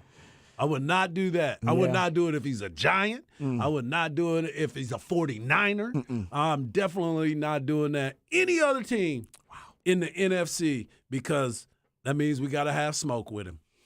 Yeah, I'm with you on that. But Unless the Cowboys get him, then it's going to be beautiful. Oh yeah, but Mel Kiper had to go to the Yeah. Cowboys. The Cowboys. That was clickbait, I think. The Cowboys do not need to draft Bijan in the first round. Draft Rojo in the third. Yeah. Trade up in the third to I'll go take get that. Rojo. He's gonna drop out of the second. Nobody's gonna draft him in the second, I don't think, unless they really love him. But they gonna let him get to the third. Go up in the draft and get him in third, and everybody will say the Cowboys. Oh man, they there was a bad move by them. They overvalued the running back position. They screwed up. That guy's gonna be a starting running back for you potentially, guaranteed. Oh, for sure. Yeah, so I'm telling you that's where you get great value. Bijan's good value, but you got to pay for that value. You're going to Yeah. pay for it. You paying for that, man. That's that filet mignon. You know what I'm saying? You're going to have to pay for that filet mignon. I want to go to that value menu over there Exactly. and go get that chicken sandwich on that value menu. Yeah. I'll take those 2 tacos and I'll take that fry. How much? $3. I'm Yeah. cool with that. That's Rojo. Rojo's that value menu, baby. Can I get some purple drink over there, too? For real. Yeah. Does Chick-fil-A don't have a value menu, but if they did, Rojo would be on the Chick-fil-A value menu. Oh, yeah. They don't have one. What are though. you calling them, biggity bites of joy? Bigoted bites of joy. There you Damn go. right. All right. How about this? Longhorns. How about this? This is the Bill Connolly Returning Production Index. So basically, it determines what teams have the most productivity and production returning, and based on that, he does his returning production rankings. Yep. He's got the Longhorns right now, and this is a little premature because I don't think everything's settled in the transfer portal yet. Some of the information is really hard to come up with, so you don't have the final rosters out. And even after spring, you will have some other guys hit the transfer portal too. But right now, the Longhorns, number 19 Yep.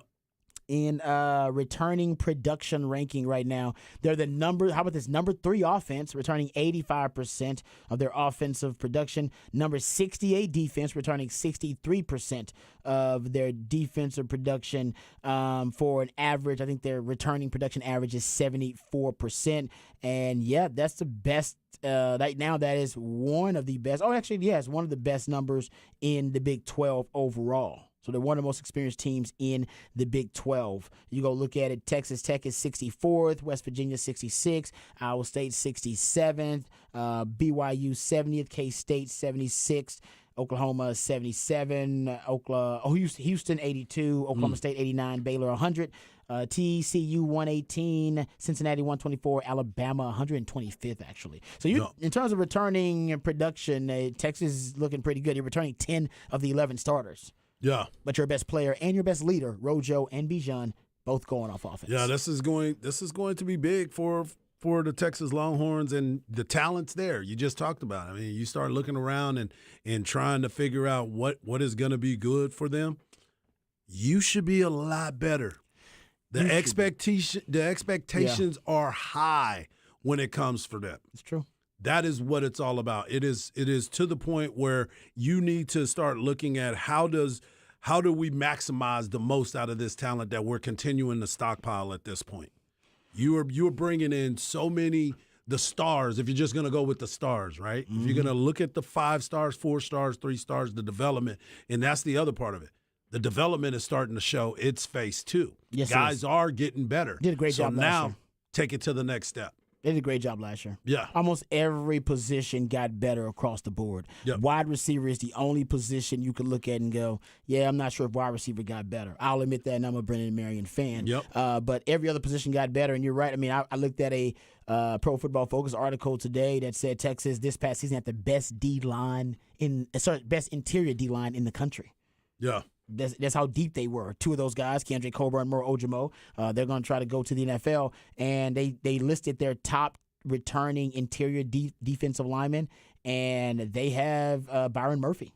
listed as one of the top 10 best returning interior D linemen in the country. So they ain't including guys like Alfred Collins who's going to be in that conversation. T'Vondre Sweat in that conversation. I'm still waiting for him to break through that glass. I've been waiting since the day he got to the university. He was my guy from the very beginning. I was like, this dude got good feet, man.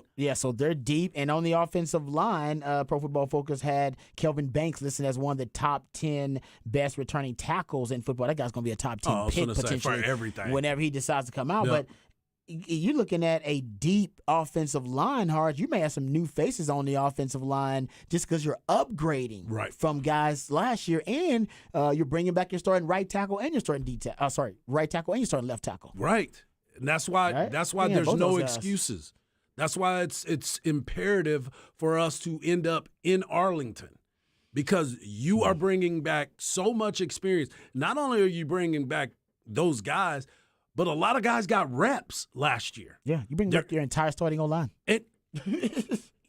There's no excuses. Yeah. And then you go out into the transfer portal and bring a guy that's got 2 national championships, that has been a part of it, that knows what the work ethic is all about and what you need to do every single day to get better, because it was iron sharpening iron out there in Georgia. Mm-hmm. Oh, yeah, on the offensive side of the ball, there should be no hiccups at all.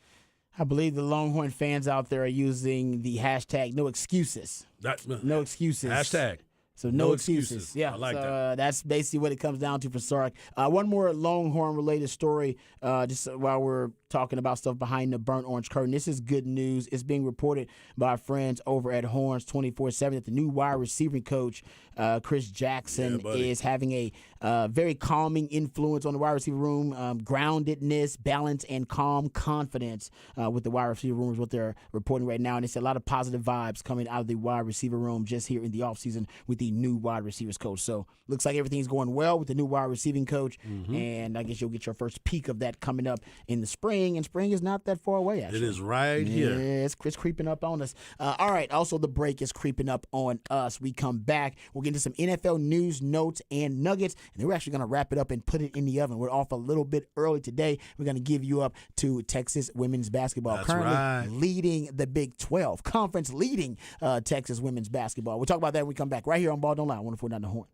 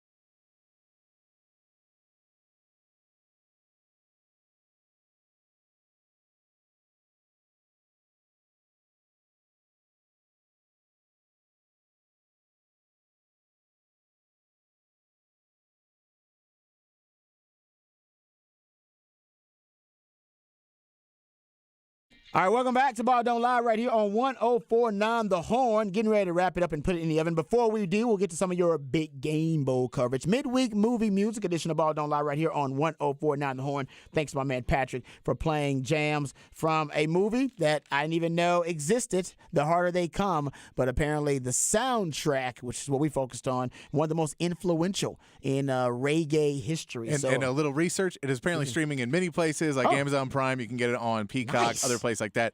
And the Alamo Drafthouse is doing a screening of it in like 2 weeks. Of course they are. Come on, man. So, Of course they are. And something tells me it'll smell like reggae up in that joint. Something like that. Is the Bob Marley Festival still a thing? Or the Reggae Fest down there? Is that still a thing? think, well, I don't know. Before I know COVID had stopped, and I don't know if they... I think it's back, man. They bring it back? I think yeah, they they're gonna definitely bring it. will. They're I gonna used to bring it love back and just that. take them a couple years. Like COVID over? I didn't even know. I used to love the Reggae Fest when I was younger. That was always fun. Always a good time. Now, reggae puts you in a good mood.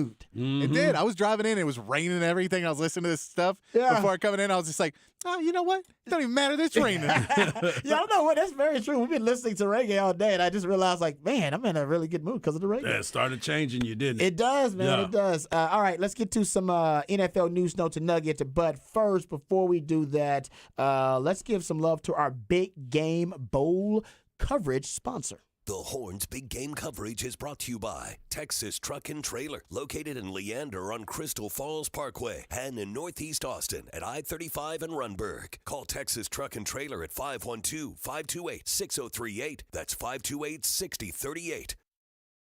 Man, Harge already looked it up. Apparently, the Bob Marley Fest. When is it happening? April 21st through the 23rd. So, yes, it will be a party going on. I like that. Hey, Joe number 2 says field trip to Alamo Drafthouse. It sounds Maybe. like it. That's right. Maybe. All right. Who's bringing the goodies? Who's going to bring the goodies? You bring them, Joe. Joe number 2, you bring the goodies. Yep. All right, gentlemen. Before we get to a couple of NFL news, notes, and nuggets to close out the festivities, just so everybody knows, we're diving deep into the big game bowl coverage tomorrow and then on Friday. So we'll go down the rabbit hole and devote most of the show to breaking out this matchup between the Eagles and the Chiefs. But I got to tell you, Harge, the more research I've been doing, I was leaning Eagles the whole time. Uh-huh. I got to tell you, the deeper the rabbit hole, I come back to the Kansas City side a little bit more. And it's because, and honestly, how about this? We've said that the Eagles have the positional advantages in almost every position except head coach, quarterback, and tight end. Right. And even though their defensive line is one of the best in NFL history now based on the stats. I mean, they're right behind the Bears. Right. With the all-time sack record. They're in the conversation. They are phenomenal. And yeah, they led the NFL in sacks, but I just think we don't give enough love to Kansas City's defensive line. We talk about Junk Jones all the time. All right, Junk Jones is the man. He's one of the best D linemen in the NFL. But man, Kansas City's pressure rate in the playoffs, dude, 41.9. Mm-hmm. The Cowboys led the NFL at 40.8. Yeah. Their pressure rate in the playoffs is better than the best team in the regular season in the playoffs, and it's mostly because Chris Jones. Yep. He's just taking Frank Clark, he's too. a Don't war forget about Great Frank Clark. point. He's a war daddy. But you're right. We undersell that aspect of. They were second in sacks behind Philadelphia. Yeah. They were second in pressure. They were a really good team on that defensive line. That's why the line hadn't moved. Like when you look at the betting lines and where the money is going back and forth, it's been pretty steady. It's almost a pick'em game when you think about it. It probably will be at kickoff. It'll end up being a pick'em game because of the things that you just matched up and what you said. But I started leaning that way on Monday when I started thinking about Patrick Mahomes. I started thinking about Patrick Mahomes and the feeling and the way that he played the last Super Bowl they were in when they got beat by Tampa. Yeah. He didn't have any help. The offensive line, they were awful blocking. And that defensive line for Tampa Bay, which at the time was one of the top defenses in the NFL, because they were speed, they were aggressive, and they were getting after people, and they addressed it. They changed everything on that offensive line for Patrick Mahomes. And I just kept looking at him and thinking about him. And now that you didn't brought these numbers up for the defensive side of the ball, it's going to come down to it. I gave you yesterday, they're both 16-3. They both have 546 total points scored. They have 6 Pro Bowlers, all pros each. And the score, the game is a 50-50 pick'em. That's why I'm looking at it. No, it isn't. You can't deny me. Mahomes has been fantastic. I'm going to give you a freaky stat about Mahomes that shows you his growth. And he is just – he really is on the track to be potentially a GOAT in football. He really is. But I just like his evolution as a player in terms of him processing the game. You know, how many deep touchdown passes, 20 yards or more, do you think Patrick Mahomes had in 2022? Deep touchdown passes? Yep. I would say probably 10 at the most. 1. What? He changed his whole game. He had 47 deep touchdown passes in his first 4 years. He led the NFL more than anybody. Remember, everybody kept adjusting. What they adjust with? Too high. Yep. Too high, 3 high. They basically said, Patrick Mahomes, you are not throwing that football downfield. Now, if you want to, go ahead. And maybe start throwing interceptions. He was like, I'm going to throw it downfield anyway. He's like, well, you're throwing picks. Right. Go right ahead. And he started throwing picks. So he needed to evolve his game. Guys, 1 deep touchdown pass this year. By the way, his ADOT, average depth of target in the playoffs, 6.4. That would have been the league low. Yeah. Oof. He would have been tied with Daniel Jones and Colt McCoy. Colt McCoy? His regular season ADOT is 7.7. How about his deep percentage passes, the percentage of his passes that were 20 yards or more, 8.2, career low.